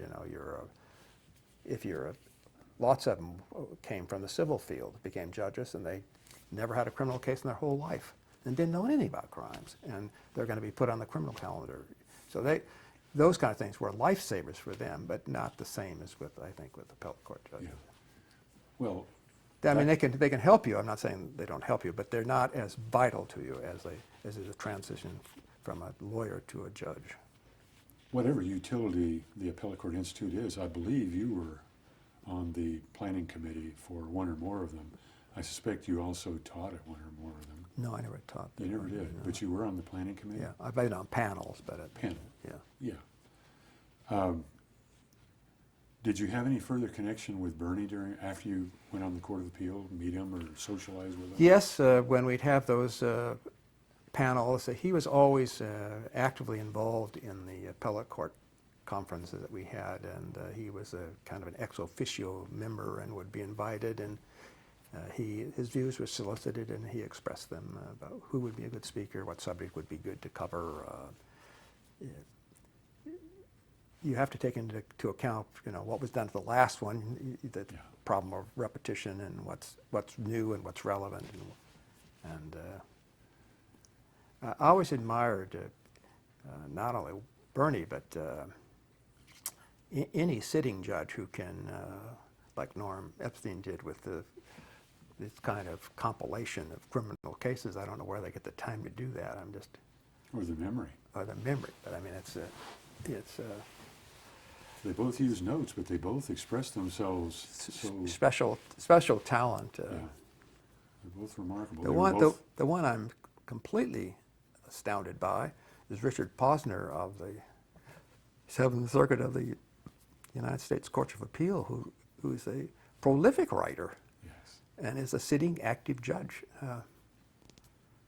I guess he has help from the University of Chicago and staff and the like, but nevertheless, he writes, and just not on legal questions either. I mean, he's an enormous talent, I think. You were a member from the California Judges Association. I'm sorry, let's step it back. All right, we're ready. Keith, I suspect you're not going to know the numbers I'm about to give you, but during your time on our court, you wrote the majority opinion, published opinion, in 237 cases. Remarkably, you had 8 published concurrences, and you had 7 dissenting opinions, either dissenting in whole or in part. It's a remarkable difference. There are many courts today, particularly at, without being specific, Supreme Court levels, where the courts seem extremely split and balkanized. Your split of opinions is fairly typical of our court, at least during the time I've been here. It seemed to be during your time. How do you account for such a remarkable difference between the number of published majority opinions and so few concurrences and dissents? I think concurrences and dissents are different problems, but I think the tendency to concur and to write a separate opinion is a tendency that ought to be avoided at all cost. If there's some critical point that you think ought to be made as not the principal author of the case, you should try to influence the author to add it or to amplify it or to decide it. Because a concurring opinion weakens the opinion, it seems to me, makes it more complex. The Supreme Court of the United States' tendency to have concur in Part 1D and 3C is just, I mean, you have to get out a pencil and paper to figure out what the holding is. And I read with interest that Chief Justice Roberts hopes to curtail that. Whether he'll be successful or not, I don't know. Justice Scalia said, well, good luck to him. But, but I think that courts establish kind of historical characters, a way of doing it. And our court has never had one of these. Everybody adds their 2 cents in a separate published opinion that doesn't add much to the holding. And you ought to dissent if you disagree, but our court has always had a system in which people exchange memos, express their views, ask questions. Efforts are made to resolve a thing before you finally get to that impasse in which somebody obviously disagrees and they should dissent. But efforts are made to accommodate differing views, and often it's done that way. The point you made about accepting or absorbing language, there are times both you proposed and you acquired, I assume, language for an opinion, or you proposed and it was acquired by your majority colleague. That probably is not so well known outside of the courts of appeal, but it's a mechanism which allows for more clarity and understanding. I remember very well working with you and seeing that happen. One of the extraordinary things, and I wonder, and that's why I'm working toward this, one of the extraordinary things I was often the young judge on was a panel with you and Cole Blease. Cole is older than you and older than I. He's been there going on 30 years. He apparently is going to be carried out with his Yeah, boots right. on, as he describes it. But from my perspective, it seemed you and he were either or both very close friends or very sympathetic to one another as judges. And I often saw in your exchanges of memos proposed language exchanges that either of you would then utilize. Sometimes you would rewrite it, sometimes you would just take it verbatim. What was your relationship with Cole, and what was he really to you, and is he to you? He was a great a mentor to me because he had spent virtually his whole legal career dealing with legal ideas and legal doctrines in a way that that many lawyers never do. And so, and together with that, he had this towering intellect and a great ability to write. So he was a great help to me, and I admired his skill and ability. One of the great dangers of writing appellate opinions is the problem of unintended consequences. That is, you're trying to address problem A, but you use it in such sweeping language that it affects B and C, which if you considered on the merits, you would not decide it the same way as to B and C. So you have to be careful that your language is not overly broad or too slippery. That obviously you don't want to make decisions that only apply to this fact situation, because it's not never, the facts are never going to be identical. But you don't want it so broad that it encompasses doctrines that have not been independently considered and have different kind of problems embedded in them that you haven't addressed. One thing I noticed in your opinions, particularly your opinions with Cole, was, and this wasn't done commonly, but occasionally you would have a footnote in explaining what the opinion didn't deal with. And I always thought that was useful, but it's not as common. It wasn't common when you were there, but it's far less common now than when you were there. And it's a very useful mechanism to do what you just tried to describe. Was this something you were aware you were doing, or am I reminding you of something you don't recall? No. Often that you'll have cases in which, for one reason or another, lawyers did not argue what you think would be an obvious area of litigation. And so you really want to signal to the reader, who would be thinking the same thing, well, what about this? Yeah. That this does not address this issue for one reason or another. This is a very vague question, and but I just want to try to get your reaction to it. You've discussed majority opinions, the need for clarity and simplicity. In terms of the skills of writing, the research and whatnot, what do you think are the fundamentals necessary to craft a good appellate opinion? Obviously majority most often, but whether majority, concurring, or dissenting, what are the tools you found and the experiences you found that allowed you to write your best? The only way to become a good writer is to write a lot. It's a skill, and it's I think writing is extremely difficult. And you hear often authors who rewrite things hundreds of times, edit them and edit them and edit them, and that's I think the only process by which you become a good writer. You have to edit. Your first draft obviously needs polishing and revision, and so that to become a good writer, you have to practice all the time. You indicated earlier that you were a reader beginning very young, and you've been a reader all your life, both vicariously and directly. Excuse me. In terms of your writing, can you recall and just briefly describe the evolution of your writing from high school to UC Berkeley to Bolt to the various legal positions to your 16 years at the Court of Appeal? What was required to take you over that distance and that time, and how do you see the differences at each of those stages? I think that that writing was really first required in college when you first had the blue books in which you answered. Before that, in high school, most of the answers were small, simple. There was a one sentence answer to them, or multiple choice or the like. It was only when you got, for me at least, in college where you have to, and I'm not talking about term papers, but I'm talking about tests where you actually responded to the question in writing by longhand, and that's where you first start your writing, I think.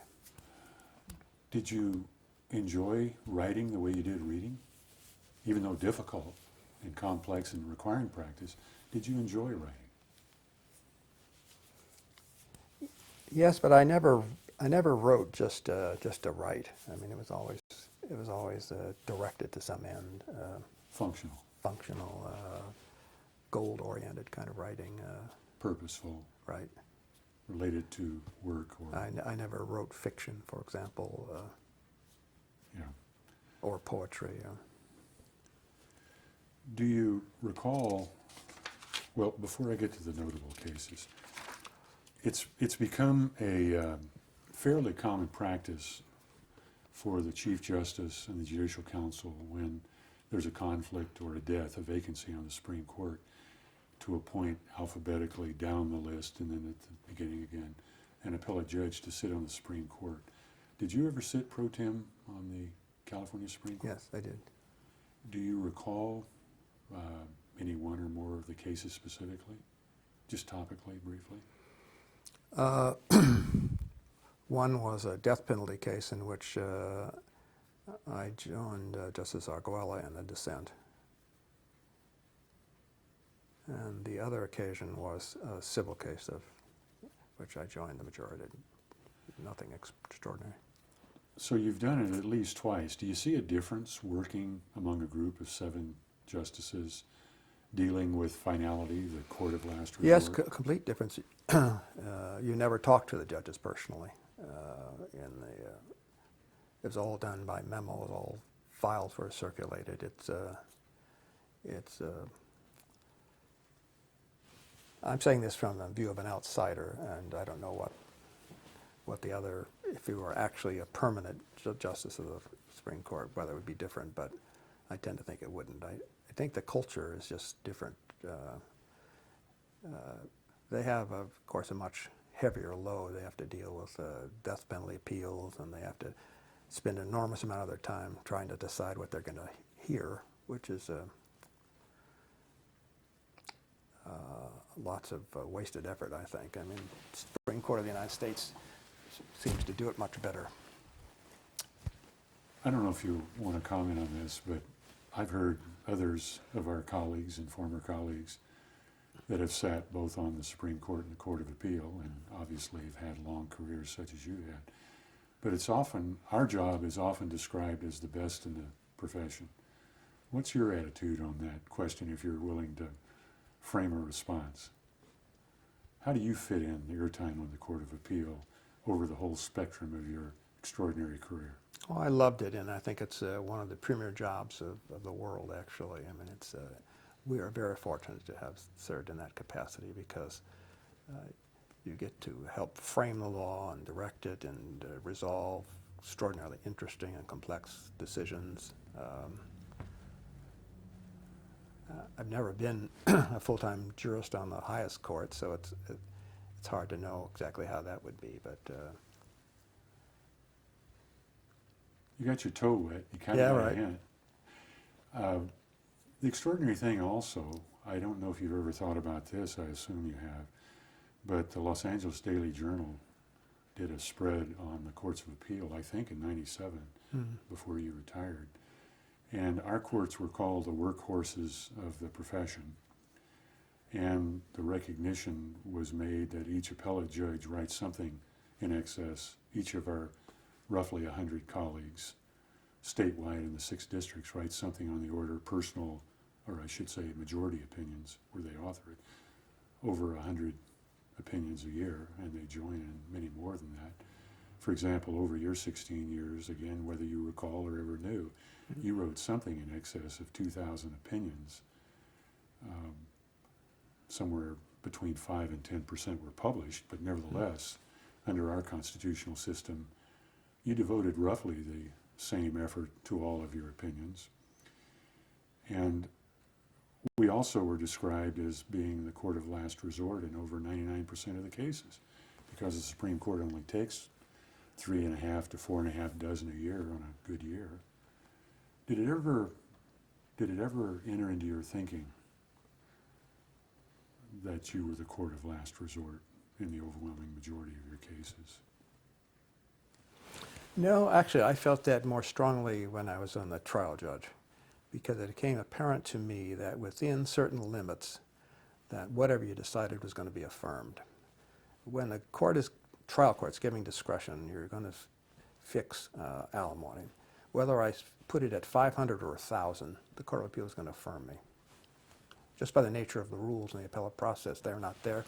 How can they second guess? It's only when you're completely out of bounds that they could say you've abused your discretion. So in that sense, I thought, I'm really the final arbiter. It makes you much more cautious. And then in the Court of Appeal, it's true that the Supreme Court is not going to take the case, but if you publish it, and they don't take it, but it's not viewed correctly by the majority of other judges, other courts will not follow it. And so there is some limiting force at work. On those that are unpublished, those probably are true. You're the last voice, the last resort, but for the most part, those are pretty clear-cut cases. I mean, I think any 3 judges would decide the same way if they're school. So that didn't bother me so much. You mentioned something that I hadn't thought of in preparing to visit with you today, and that is the fact you think you've done a beautiful piece of work and you publish it and nobody cites it. That's an experience we've all shared at some point, once or twice or more. But there's another anomaly in California law, and that is the Supreme Court can do even worse. They can depublish the thing. Did you have any attitude or perspective on the depublication rule in California that we live with? No, actually, I'm in favor of it. The highest court simply doesn't have enough time that they can take every case that they may think that the Court of Appeal in some way or some fashion got it wrong or slightly wrong. And part of their task, it seems to me, is to guide the course of California law in a common law fashion. And one of the ways to do that is to simply depublish those which they think are going against the stream and general movement of the law as they see it ought to be traveling. You can quibble about whether they've got the direction of the law correctly, but that's a different question about whether they should have the power to depublish. So you have to separate whether a depublication of a particular case made sense is a different question than whether they should have the power to do that. And I think they should have the power to do that. You know, Keith, we've both been around a long time. We've talked to a lot of colleagues. I've talked to some, and you know some, who are very jealous of their published opinions. I'm talking about appellate court judges. They get very exercised. Listening to you describe the way you look at this is really, as I said when I began here, about learning from you before when we were together and now in this interview. I learned 2 things today I didn't know about you before, and the first is your attitude about this, but really most notably, that experience that you developed relative to getting the briefs from the U.S. Supreme Court and trying to read them and anticipate where the law was headed so that you could try to steer your county and your law enforcement, your office, toward the direction that the authorities ahead of you were going to force you to go anyway. And how could you protect your public, your constituency? And it's just really inspiring to hear you've always had that attitude. Well, I've talked to some jurists who don't necessarily oppose the depublication rule, but would like the Supreme Court to exercise it in a partial form. That is, often published opinions deal with, let's take a hypothetical, in three major issues. And it's clear that the Supreme Court doesn't like one, and so they depublish the whole thing. And these jurists think it'd be much better if the Supreme Court would just depublish that section that they disagree with and leave their other work alone. Because they obviously take great pride in it and think True. they've said significant things about the other issues too. And I wouldn't be opposed to having that rule either. That's a sound and discriminating rule, or proposed rule, I should say. Yeah. You and I, during our time together, served every Thursday, not every Thursday, but every Thursday our court has writ conferences. We often serve together. I noticed you doing something I've never seen any other judge doing, and that is taking notes of identification for the case, every case, and the number. And I wonder if you could explain why you did that.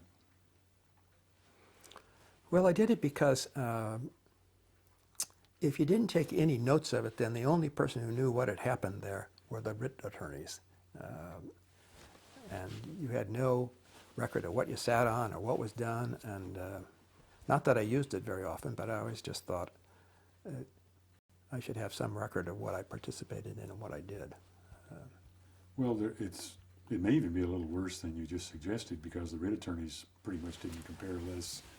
And they may not know either. They may not they know come either. in separately, and it may be that it'd be hard to extract what actually happened 4 years later.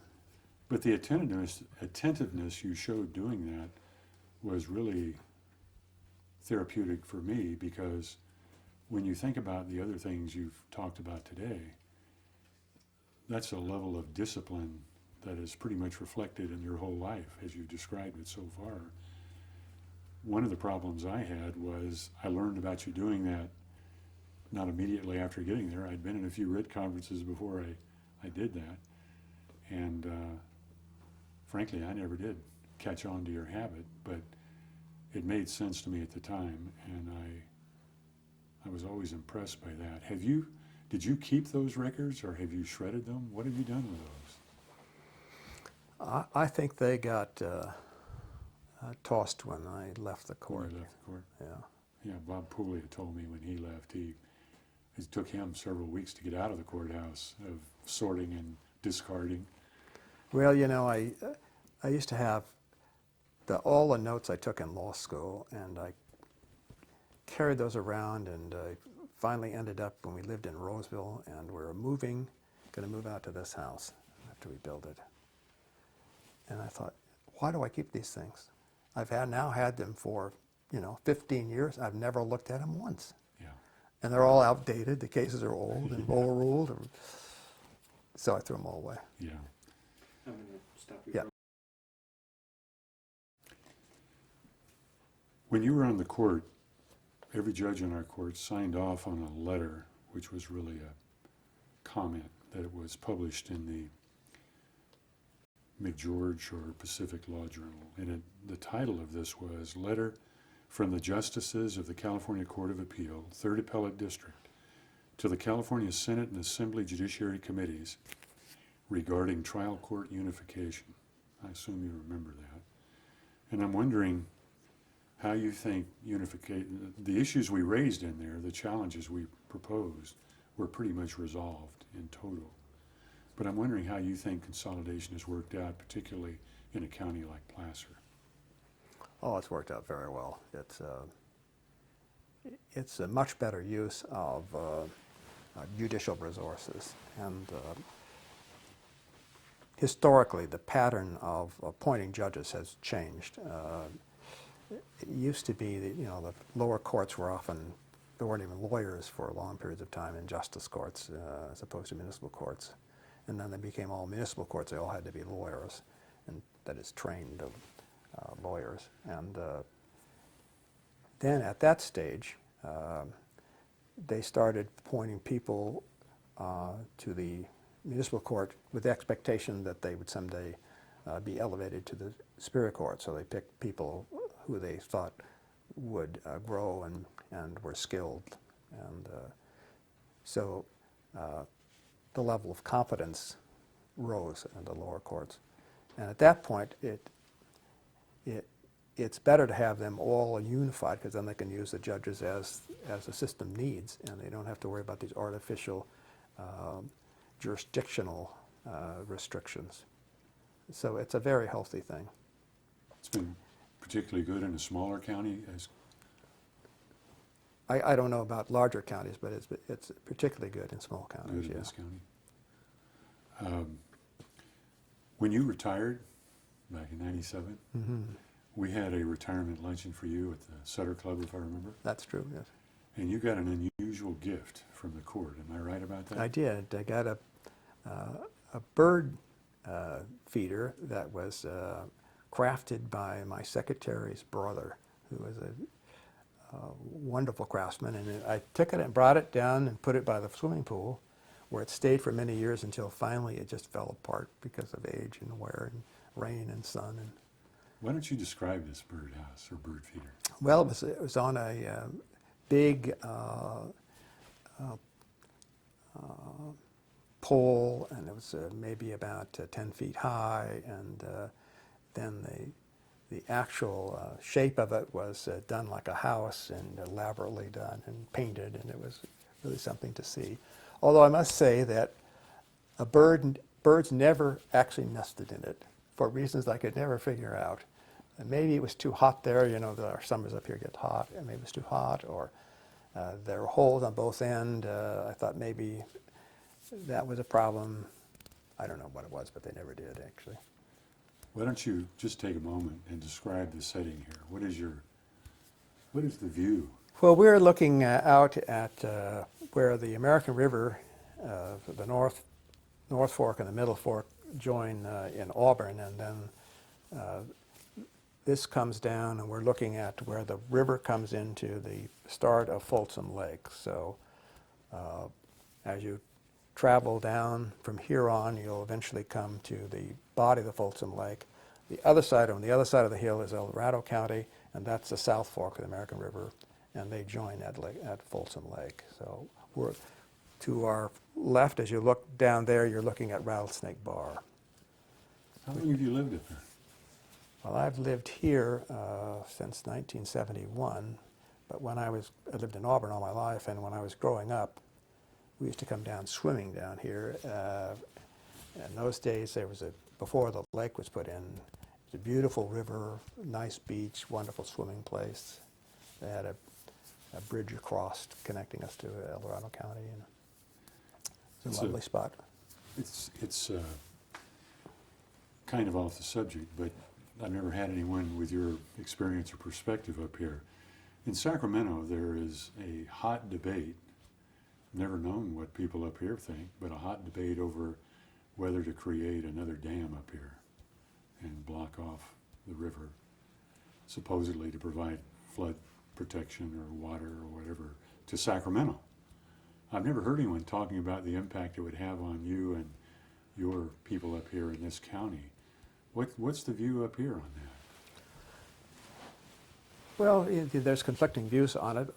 I would hope that the majority of people think that a dam would be a bad thing because it would ruin a fabulous river, which is a great natural treasure of the county. Lakes are fine, but they're not rivers. And if they dammed it, personally, I would probably have a better lake view, but I'd rather they didn't do it. Because the American River, if you know anything about it, is a premier river, and it would destroy it. So it wouldn't be a good thing for your county in the least. Oh, it depends on what you mean by good. And for some people, it would be advantageous. Some property owners would profit by it, I suppose. And it wouldn't help the county in flood control because obviously the county's not going to get flooded by it. But Right. Well, let's take just a few minutes and talk a little more specifically about your father. You've described him and his positions, but he, given his, if I remember, we came up here to swear in a judge. Our court did. I think you swore the judge in, as a matter of fact. I don't remember the judge. I remember the judge, but I can't. I remember the day, but and it was at a time, I think, when you'd restored your courthouse up here. Very beautiful, restored court, and your father was there. And if you remember the occasion, or if you can ballpark it, how old was your father at that point? well, my father was born in 1901, so he must have been in his late 70s, early 80s, I would guess. He lived how long? Is he's He lived till he was almost 99. Died a few days before he reached his 99th birthday. Did he was he able to see beginning, middle, and retirement of your career? Oh, yes. And he understood and enjoyed that with you? Yes, he did. He did. Was he, as the only judge in this county for better than 20 years, and despite the need to be somewhat withdrawn so that you maintain your independence, he still had to be a towering figure in the county? Yes, of course. The county was much smaller in those days, and when he was district attorney, he belonged to every organization that there was, and so he had all kinds of affiliations. Given his extraordinary career and obvious talent, what do you remember most notably insofar as him providing knowledge and perspective and understanding about being a lawyer and a judge? I can recall that when I was going to law school, I used to try to talk to him about the law, and it was very difficult because when you're trained as a judge, you're trained to try and narrow the issue so you can decide it and to set aside extraneous things. And law students are always thinking about some conceivable application of some new rule that ought to be, and of course they want to reject that because that doesn't apply in this factual situation. So different kind of mindsets, I think, between a young law student and a seasoned judge.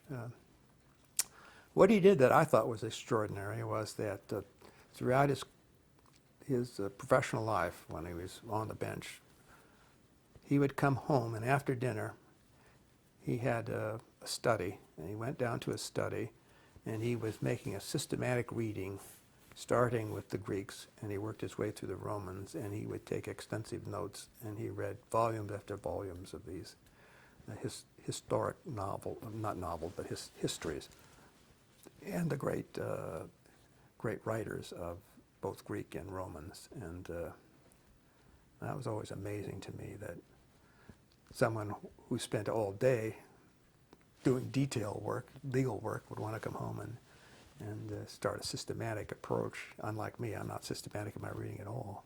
Yeah. Both read, but one's very organized and systematic. Yeah, and right. one's esoteric or eclectic. Let's go back to the Court of Appeal briefly. What do you think makes a good elbow clerk? Well, they have to be a superb lawyer. I mean, I think that's just, I don't think their personality makes that much difference. It's their skill as an analyst and a skill as a writer, and almost the same kind of qualities of scholarship you want in an appellate justice themselves. I mean, you want them to be just very able lawyers. It's not enough that their heart's in the right place or their views are similar to yours. They don't really have to be, but they have to be good lawyers. And if they're not much use to you.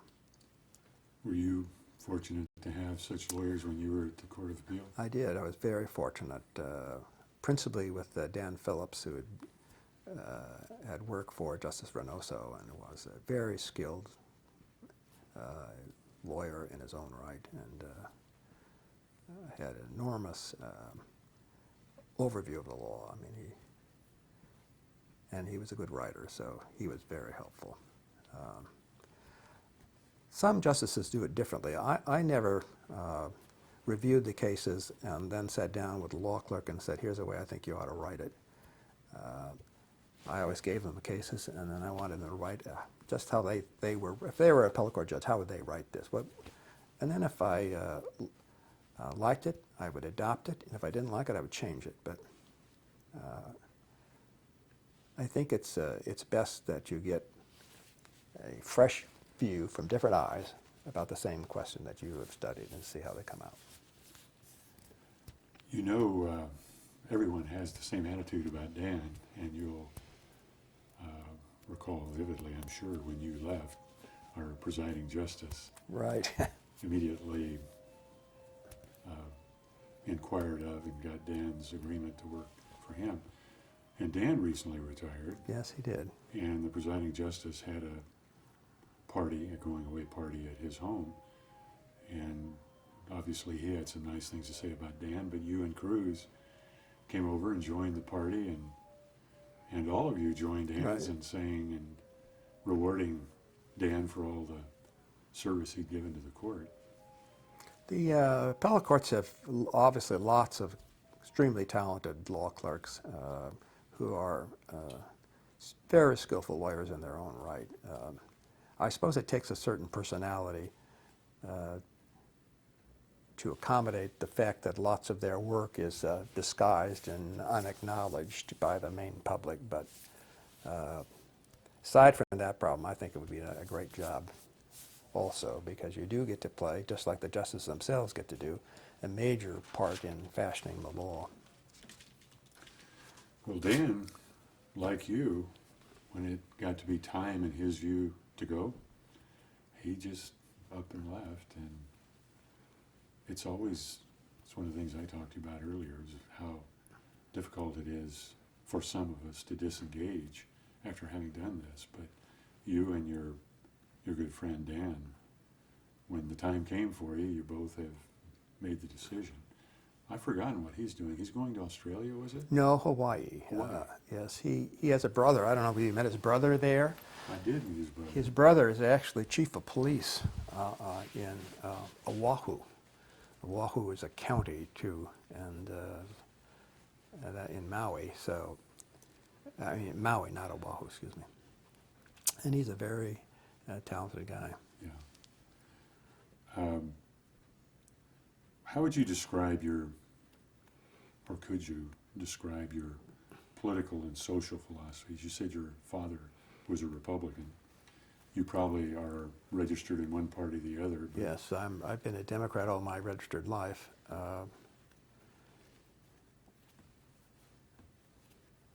I can recall as a boy growing up, my father's family used to meet for family gatherings, and this was during the war, and they used to sit and complain bitterly about Franklin D. Roosevelt and the New Deal, and I enjoyed listening to their conversations, but as time went on, I didn't join them,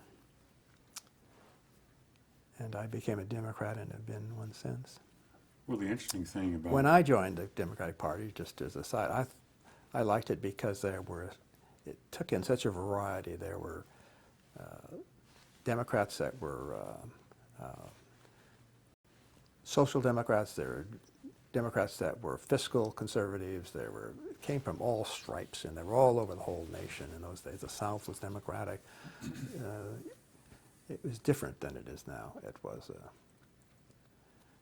many different kind of voices. the difference for you in terms of what you did, it sounds like you came to it after reflection and getting a degree in political science. Right, I did. I assume when you were at UC Berkeley, you did like all of us that graduated in political science. You argued politics in your classes, and necessarily so, and wrote papers and whatnot. But once you came to your conclusion, you pretty much stayed the way you concluded you should, and that's remained true for you. It has, yeah. That's an interesting contrast.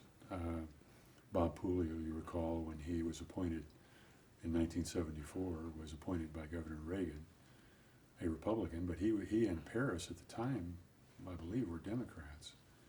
But their views migrated and they changed over time. But you seem to have more soundly, profoundly, and early come to your conclusion, and that's your story and you're sticking to it. Yeah, right. How would you describe your judicial philosophy? Well, I think that appellate court judges have two principal functions. And one is when there are statutes involved, is to fairly construe them with a view of affecting what the legislature had in mind as honestly and unbiasedly as you can, whether you agree with the policy embedded in those laws or not. And then your second function is where the legislature has not acted and where you act as a common law judge, is to try and fashion laws that make sense and that are forward-looking and that are something that's going to make the country and better and to enact usable kinds of rules. So you have this conflicted role. Sometimes you're following somebody else's dictates, and the others you're fashioning the court's dictates. Some are judge-made rules, and some are legislative rules. You've demonstrated in the conversation an independent thoughtfulness in terms of coming to your politics. You've indicated independent thoughtfulness in a number of things, publication or depublication of opinions.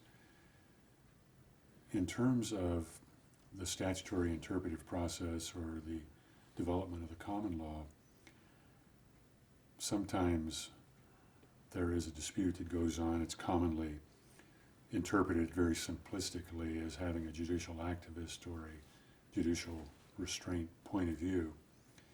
Do you view either of those terms or both of them as useful or accurate or inappropriate, inaccurate? And on the other hand, are there people that don't interpret in the faithful, thoughtful way you've described? I think for the most part those are misleading kind of charges against judges. You can take a simple example. Supposing the legislature imposes a tax on, quote, vehicles. And the question is an airplane a vehicle? And should they tax airplanes? And it doesn't make any difference which way you say. I'm assuming the legislature was unclear about what they meant by vehicle. You're writing that statute to either say airplane is a vehicle within the meaning of the statute or it's not. But you're deciding it. Either way, you have to decide. Either way, you're making law. So that the claim that judges are activist judges and they're not following the legislature in this sense is just completely misguided. It doesn't understand the process of judging. I mean, when there's ambiguity, you have to decide, and when you resolve ambiguity, you're in effect writing law. So they all have to do it. But there is, of course, there can be judges who simply have an agenda and want the law to come out a certain way, and are willing to overrule precedent and a huge body of policy law that's encompassed in it, and to fashion their own. And that's the kind of activist judges that you really don't want. To be honest with you, I'm not altogether comfortable with the next question, but you've answered all these questions so thoughtfully and from your mind and heart. I'm just really curious on, I hope you don't think it's an unfair question, and regardless, if you can try to answer it, if you saw a significant conflict between your conscience and a case you had to decide, would that present a difficulty for you, or could you come to grips with that and resolve the question faithful to the law, faithful to your conscience? How would you do that? We do that every day. We decide cases by applying laws that we fundamentally disagree with, and had we been legislators, would have never adopted and would have voted against it. But so what? I mean, our job is not to pass on the wisdom of statutes, but to apply them. I mean, we're not elected as legislators, and we would usurp the role of elected legislators if we, every time we're troubled by some law, we won't apply it because it doesn't meet our personal idiosyncratic standard. On the other hand, if there is some kind of law that you're so fundamentally opposed to you can't fairly follow it, then you're obliged to disqualify yourself. You made the point earlier about your perspectives on the death penalty. Stan Mosk, as I always understood his jurisprudence, as his social political philosophy and so on, was opposed to the death penalty pretty much on moral grounds, but he still decided them objectively and faithfully to the law. Yes, I think you have to draw a distinction between your views of the death penalty, your personal views, and your duty as a judge to faithfully apply them. If the death penalty is the law of your jurisdiction, then it's your duty to apply it. Just like any other law that you might disagree with. And I think that judges who develop ways in order to get around the death penalty is part of the huge problem that the legacy of the death penalty has left us. They try to fashion these new laws to mitigate the effects of the death penalty rather than faithfully applying it, and it's led to difficult problems of intent and moral culpability into the law about who's responsible for crimes. And the death penalty has had a negative effect on that. Do you see, I don't know that you've followed as closely in the last several years as you did before, but to the extent you have, do you see any particular challenges or frailties or developments that lie ahead for the Court of Appeal that trouble you?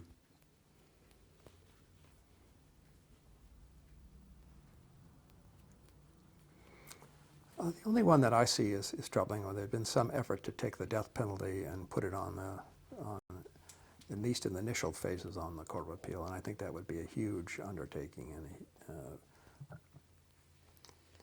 they're just so time-consuming, and it'd be an extra layer to the whole process that I think ought to be carefully considered before that was done.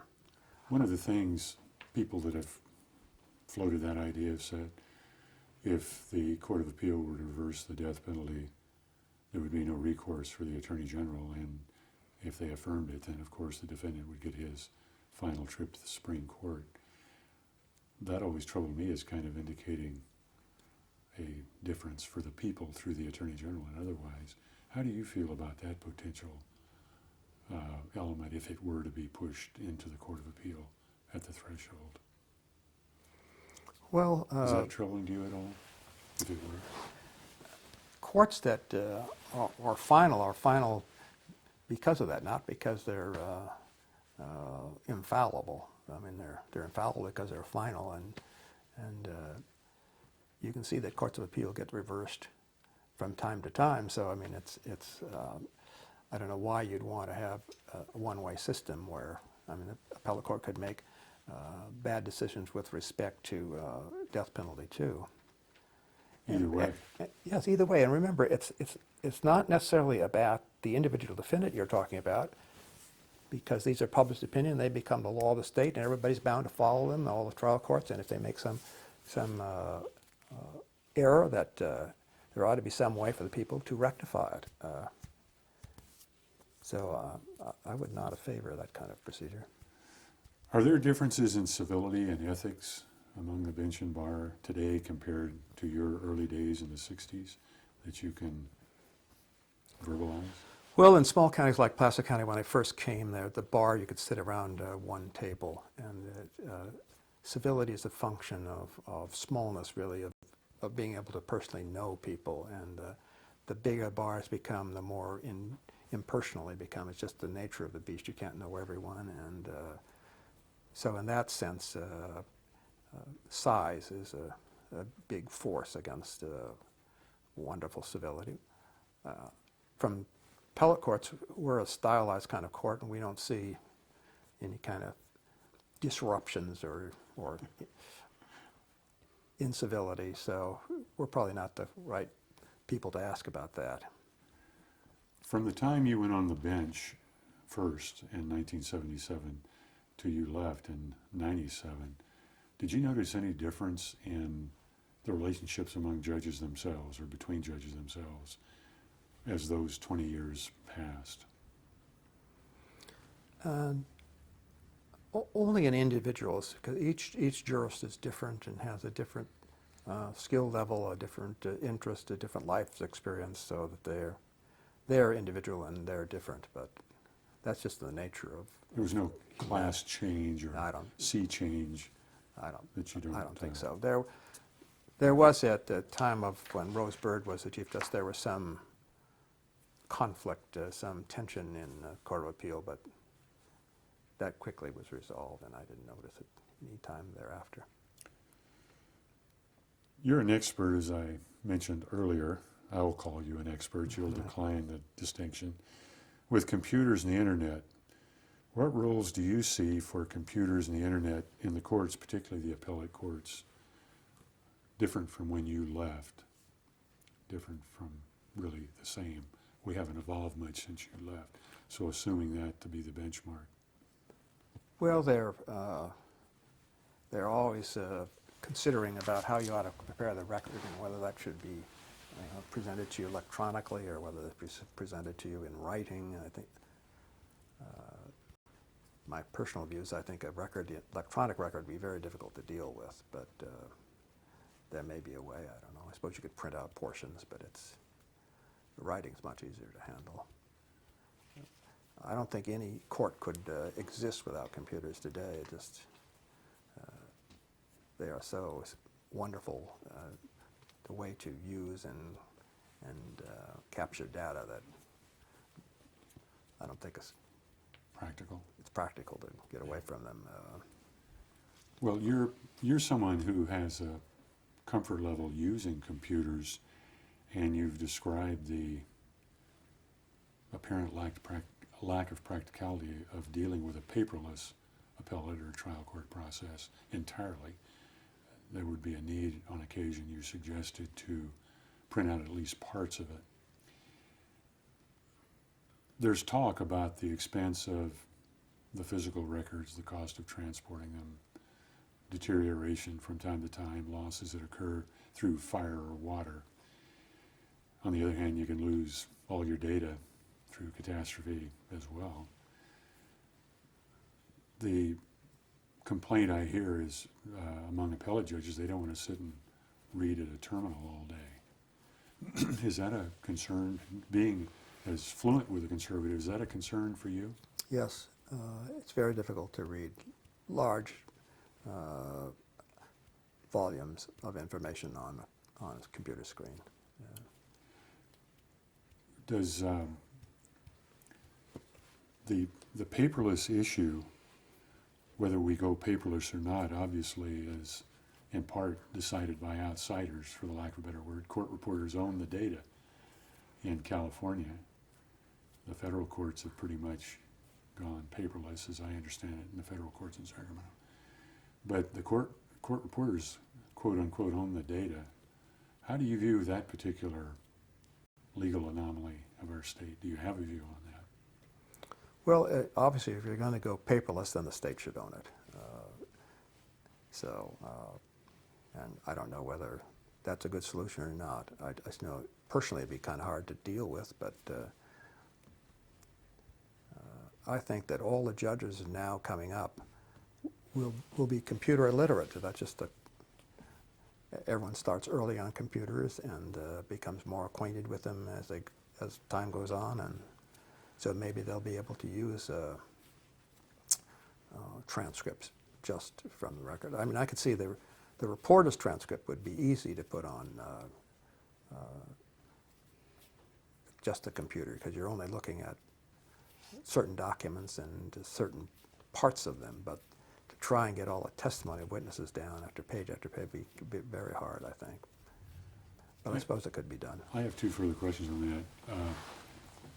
Some appellate judges I know still are looking at books when they do their research. Others will use Lexis or Westlaw to find what they're looking for to check their work afterwards.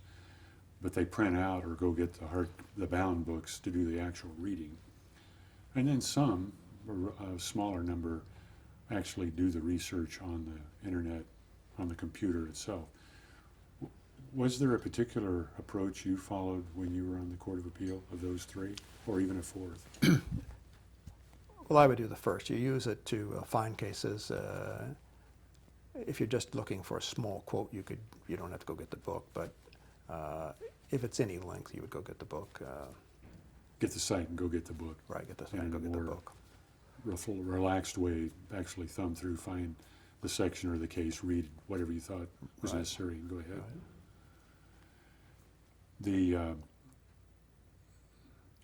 The clerk's transcript, well, let me go back. When briefing takes place, sometimes lawyers cite cases, don't give us the specific page, or they cite transcripts, reporters' transcripts, and either don't give us the page or don't make the specific proper page cite.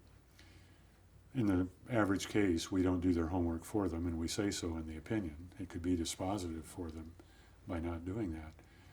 How do you see the potential for being able to keyword where a lawyer is negligent or worse and says something in a brief that seems extremely consequential and meaningful to their client, and the potential utility of quote unquote doing their work for them and keywording to find the missing word, phrase, or page?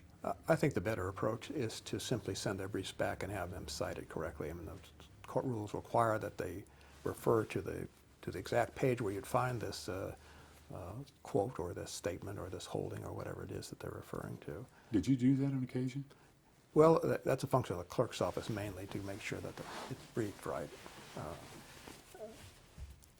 I feel like the Court of Appeals' task is to answer the contentions that the parties have made. It's not their litigation, and if they don't want to litigate a particular question, that's their right, and that's their business. Either effectively or ineffectively.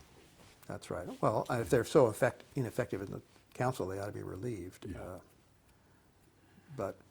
So I don't think there's any great benefit for the court to go searching around for things that they don't argue or are not advancing.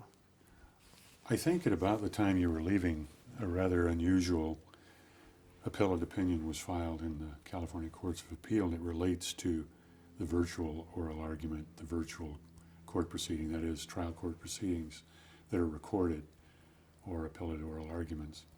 How do you feel about if you were back on the Court of Appeal and you found not leaving your home or wherever you might be, even if it was at the courthouse, you could appear at oral argument just by turning on a computer, and it would be a split screen, and you could see the other two judges, you could see both sides. And so everybody involved might be in 5 different places, the 3 judges, the 2 sides. You'd all see each other, you'd have a split screen, but do you feel about that like you do the paperless Well, it would reporter's transcript? it would be another chink out of the structure of collegiality. I mean, I think judges really should be close to each other, should talk to each other, should interact with each other, and the farther away they are, the less that happens. And it's not just what formally happens during argument, but what happens before and what happens immediately afterwards that are important things. They ought to be there together and trigger each other's ideas. And if you're running some federal appellate system where you have multiple states and you're all over, and some are in Hawaii and some are in Wyoming, then maybe that makes sense. It's not the ideal situation, but it may be the only practical solution. I don't think our court's in that position at all. Do you enjoy working in the building itself? wonderful building, lovely old building. I loved it. Did you love going to oral argument? Yes, great ornate courtroom, and oral argument was always fun, I thought. We argue, I'm not sure, I think the other districts in many instances do it differently, but we always argued 1 week, 6 days a month, third week of the month. And on occasion there would be a large volume of cases that you would go in. I would sometimes sit on several cases in a given week with you. You always had read everything, you always knew everything. Did you do that by reacquainting yourself with a case, or did you just do it from memory? How did you do that? Well, you review them before you have the oral argument. You know, you look at the proposed opinion. We always have a proposed opinion about which you're going to measure these arguments. Did you, you asked questions, you weren't always the most aggressive. You asked questions when you thought they were appropriate. Did you do that by anticipating them and writing them down? Did you do it as you spontaneously responded to the lawyer's verbal argument as Yes. opposed to their Right, briefs? the latter, right. Unless there was something that was confusing, or you could not quite understand precisely what they were arguing, or what their position was, or what their point was, then you, in advance, you want to inquire about this. I mentioned to you a moment ago, I got off the subject before I presented it to you. There was an appellate case where, on appeal, the effort was made to have the appellate court look at the videotape of the trial court proceeding to establish that the trial judge had not read the brief or devoted a sufficient attention to it. And the appellate court said, this is for a higher court than this one to decide if we're going to start looking at videotapes to see if judges focus enough attention on either their briefs or arguments or whatever. We're not going to do that. That's the legislature or the Supreme Court can deal with that. Does that sound right to you? Yes, right. Remember, these are legal questions when you come to the Court of Appeal, and it doesn't make any difference if the trial court judge spent 5 hours pondering this. If he got it wrong, he's going to get reversed, and if he spent 2 seconds on it and guessed and got it right, he's going to get affirmed. So it's not how he does it, although obviously we want them to. The guy who studies it is more likely to be right. But when you get to the final analysis, what we're reviewing is not how the trial judge did it, but what he did and how he came out.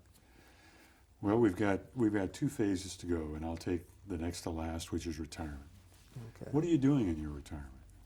Well, when I first retired, we went on a long 3-month trip, and we drove across Canada, and then we flew to Italy, and we stayed there for something like a month and a half, and then we flew home and met friends and drove back to California in the southern route. So that was a big vacation. So since then, we've traveled a lot. One of the advantages of being retired, you can go whenever you want to go, and when it's a good time and the weather's right. And I always felt you should travel while you're still feeling good and good health. And so we did a lot Do of you traveling. and Mary both like to travel? Yes, and you know, after you travel a while, you get kind of sick of it, and then you go through a period in which you don't travel too much. Yeah. Do you both like to travel the same way, air, train? What do you Yes, like? Well, I like it all, actually. I've traveled all the ways. Yeah. We've flown, gone by train, gone by boat. There is a Placer County Community Foundation here, and you're apparently involved with that. What is it, and what does it do, and what do you do with it? Well, Placer County Foundation is a public charity. There are community foundations throughout the United States. There's a big one in Sacramento. The function of these is to receive donations and then to distribute them to qualified charitable recipients of all kinds, doing all kinds of things. in Placer County, it's to make the place Placer County a better place to live and to raise your children. And so it historically came from a private foundation called the Auburn Community Foundation, and then has migrated into a community foundation, a public charity. And we have an executive director, full-time paid. And we're now just in the beginning phases of it has assets of currently about $5 million, and we hope to substantially increase that. We got a wonderful grant from the James Irvine Foundation, who funded a number of 9 actually small community foundations, relatively small, throughout California, and we were one of them. And so that's been enormously helpful in these efforts. So I'm on the board of directors of that. Are there other organizations, or is this pretty much your remaining civic enterprise? This is the current one, yeah. One thing, our first presiding justice that you know him, you didn't know him, but you know about him, Norton Parker Chipman. He was one of the founders of a business organization that later became the California Chamber of Commerce. And I noted that at one point when you were practicing law, you were director of the Roseville Area Chamber of Commerce. Were you in that organization long, or was it a relatively short? No, that's when I was practicing law down there. Was that an interesting experience for you? Did you?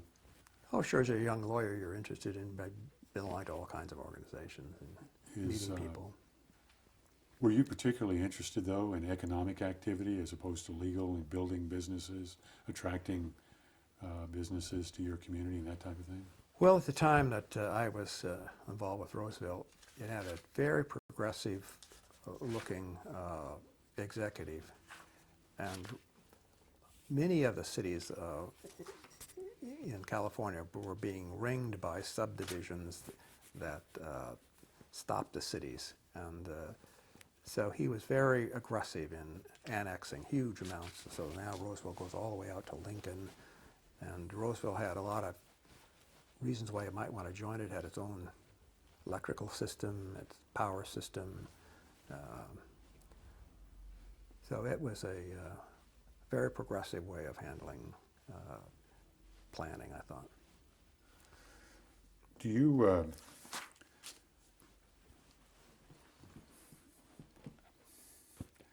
how would you hope that Placer County and the people of Placer County remember you and your work in the law? You've served these folks directly and indirectly for 35 years.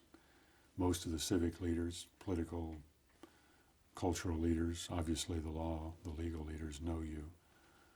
How would you like them to remember Well, I you? hope they would think that he was a good judge, which is about all you could hope for.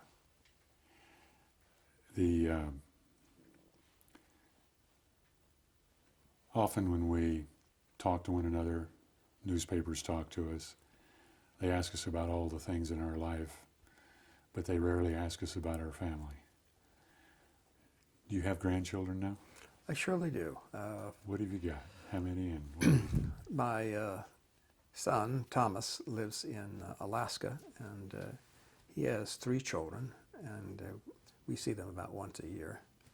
My daughter is married and lives in Santa Monica, and she has a daughter.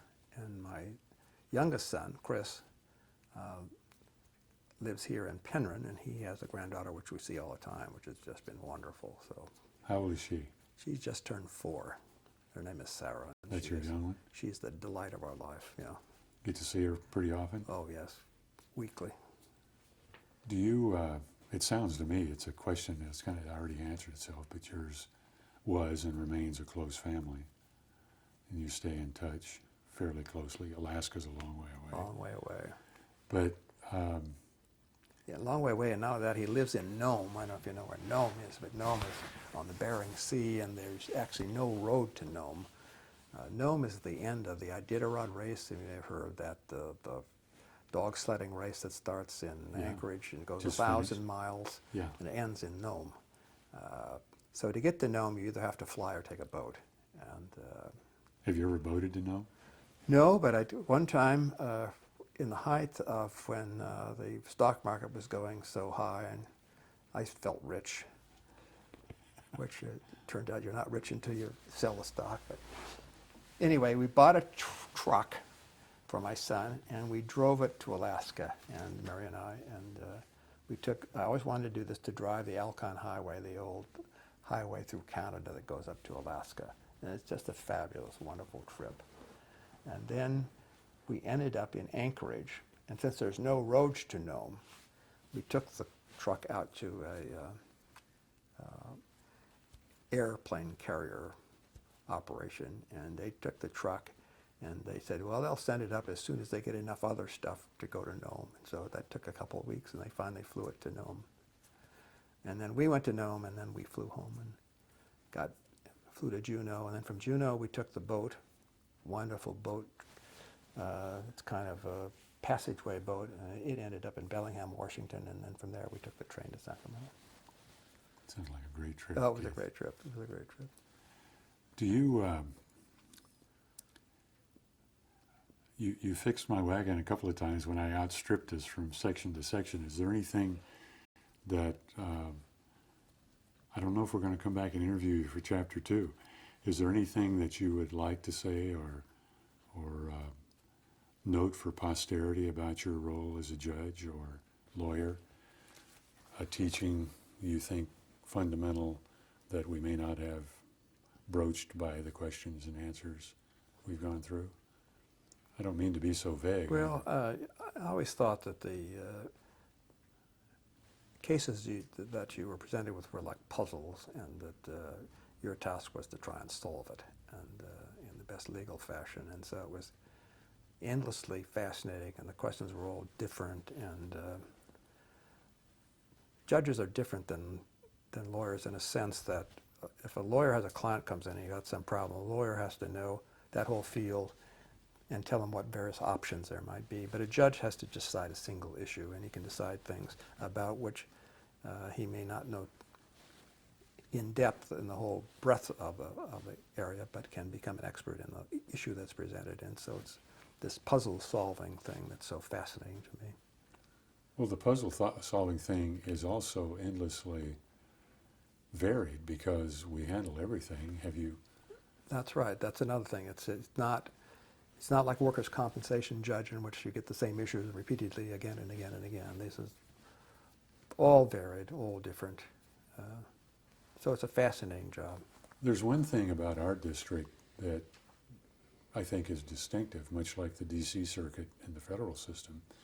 We're not structured in quite the same way or as formally, but we tend to get far more government cases than the other districts.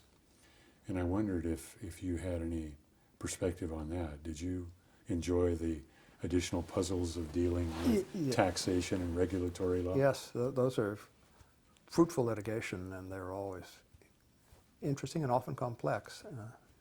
And Sacramento got more than its fair share of them. If you remember, the PUC at one time was like the death penalty, the sole jurisdiction of the Supreme Court.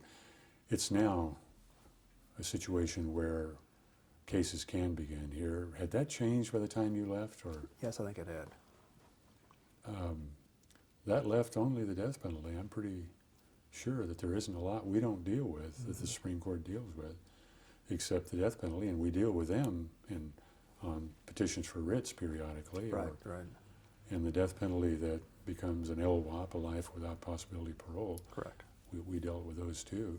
So in your time as a trial judge and appellate judge, you can safely say, I sat on the trial court, I sat on the appellate court, I sat on the Supreme Court. I wonder how you feel, rather than how people are going to look at you 10 years, 20 years, 30 years from now, when you're still traveling around Europe. How do you feel as you reflect back on your career in a personal and professional way? Did you enjoy your work? Do you think you were doing good work? Were you doing important work? How do you feel about it in your own words? Well, I think all those things are true. It's very few people in life are given important jobs that have important consequences that are fascinating and interesting, and get to work with lots of other talented people. It's, I suppose some scientists have that collaborative work too that's fascinating to them, but for lawyers, this is one of the great jobs, and I loved all of it. Well, it was an odd experience to me to come and be your inquisitor, but I would like to tell you, I don't know when we're going to meet again. It was a privilege getting ready and thinking about you and your career, and to be here with you and see Mary again. And when I began our discussion today, I indicated I learned from you at the time. I hope I would learn some more today. You're a great person, Keith, and you're a great teacher, and it was an honor to serve with you, and it's been an honor to be with you today. Thank you very much. I'm really grateful for your time. Thanks.